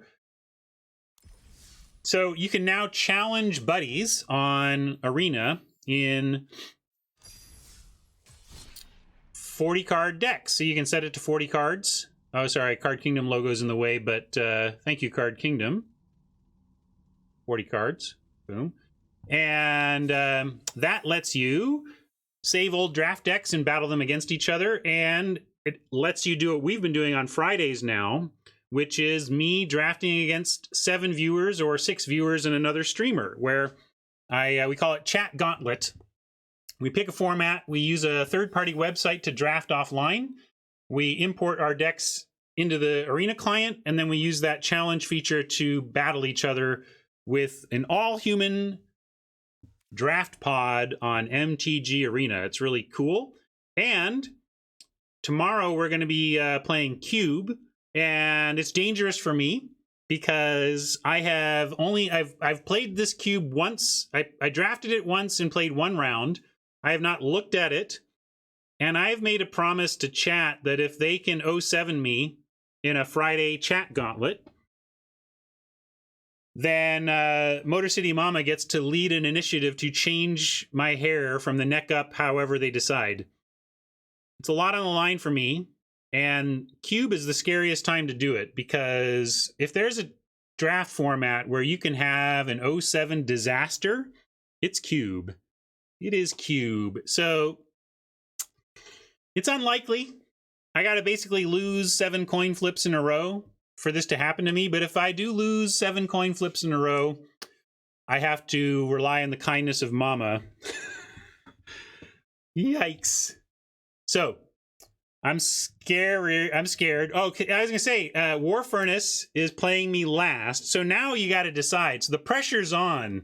Whoever's queued up for me last, pressure could be on both of us in that spot. So, Nantuko, I don't have a guest lined up, but give me the weekend, because I saw you reached out last night. Sorry I didn't get back to you yet, but basically I'm going to send out a little little email to some streamers I know, offering them to join us for these events on Friday. So, yeah, Razor says, if I do it for 2.5 years, it's a likely outcome.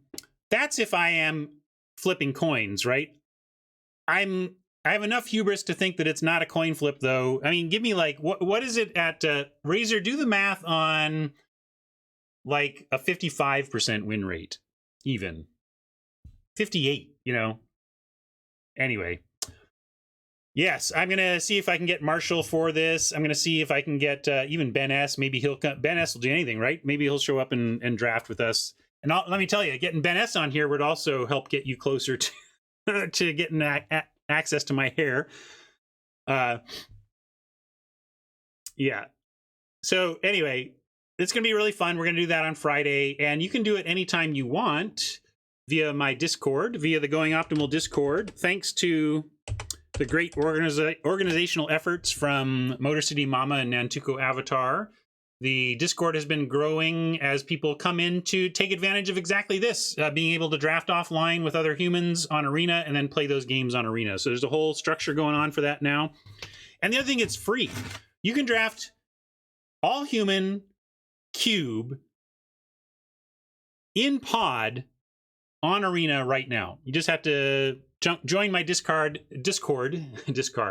and jump in the game. All right. So that's pretty cool. Now let's say goodbye to YouTube before I find a raid target. See you, YouTube. Thanks for hanging out. Catch you next time.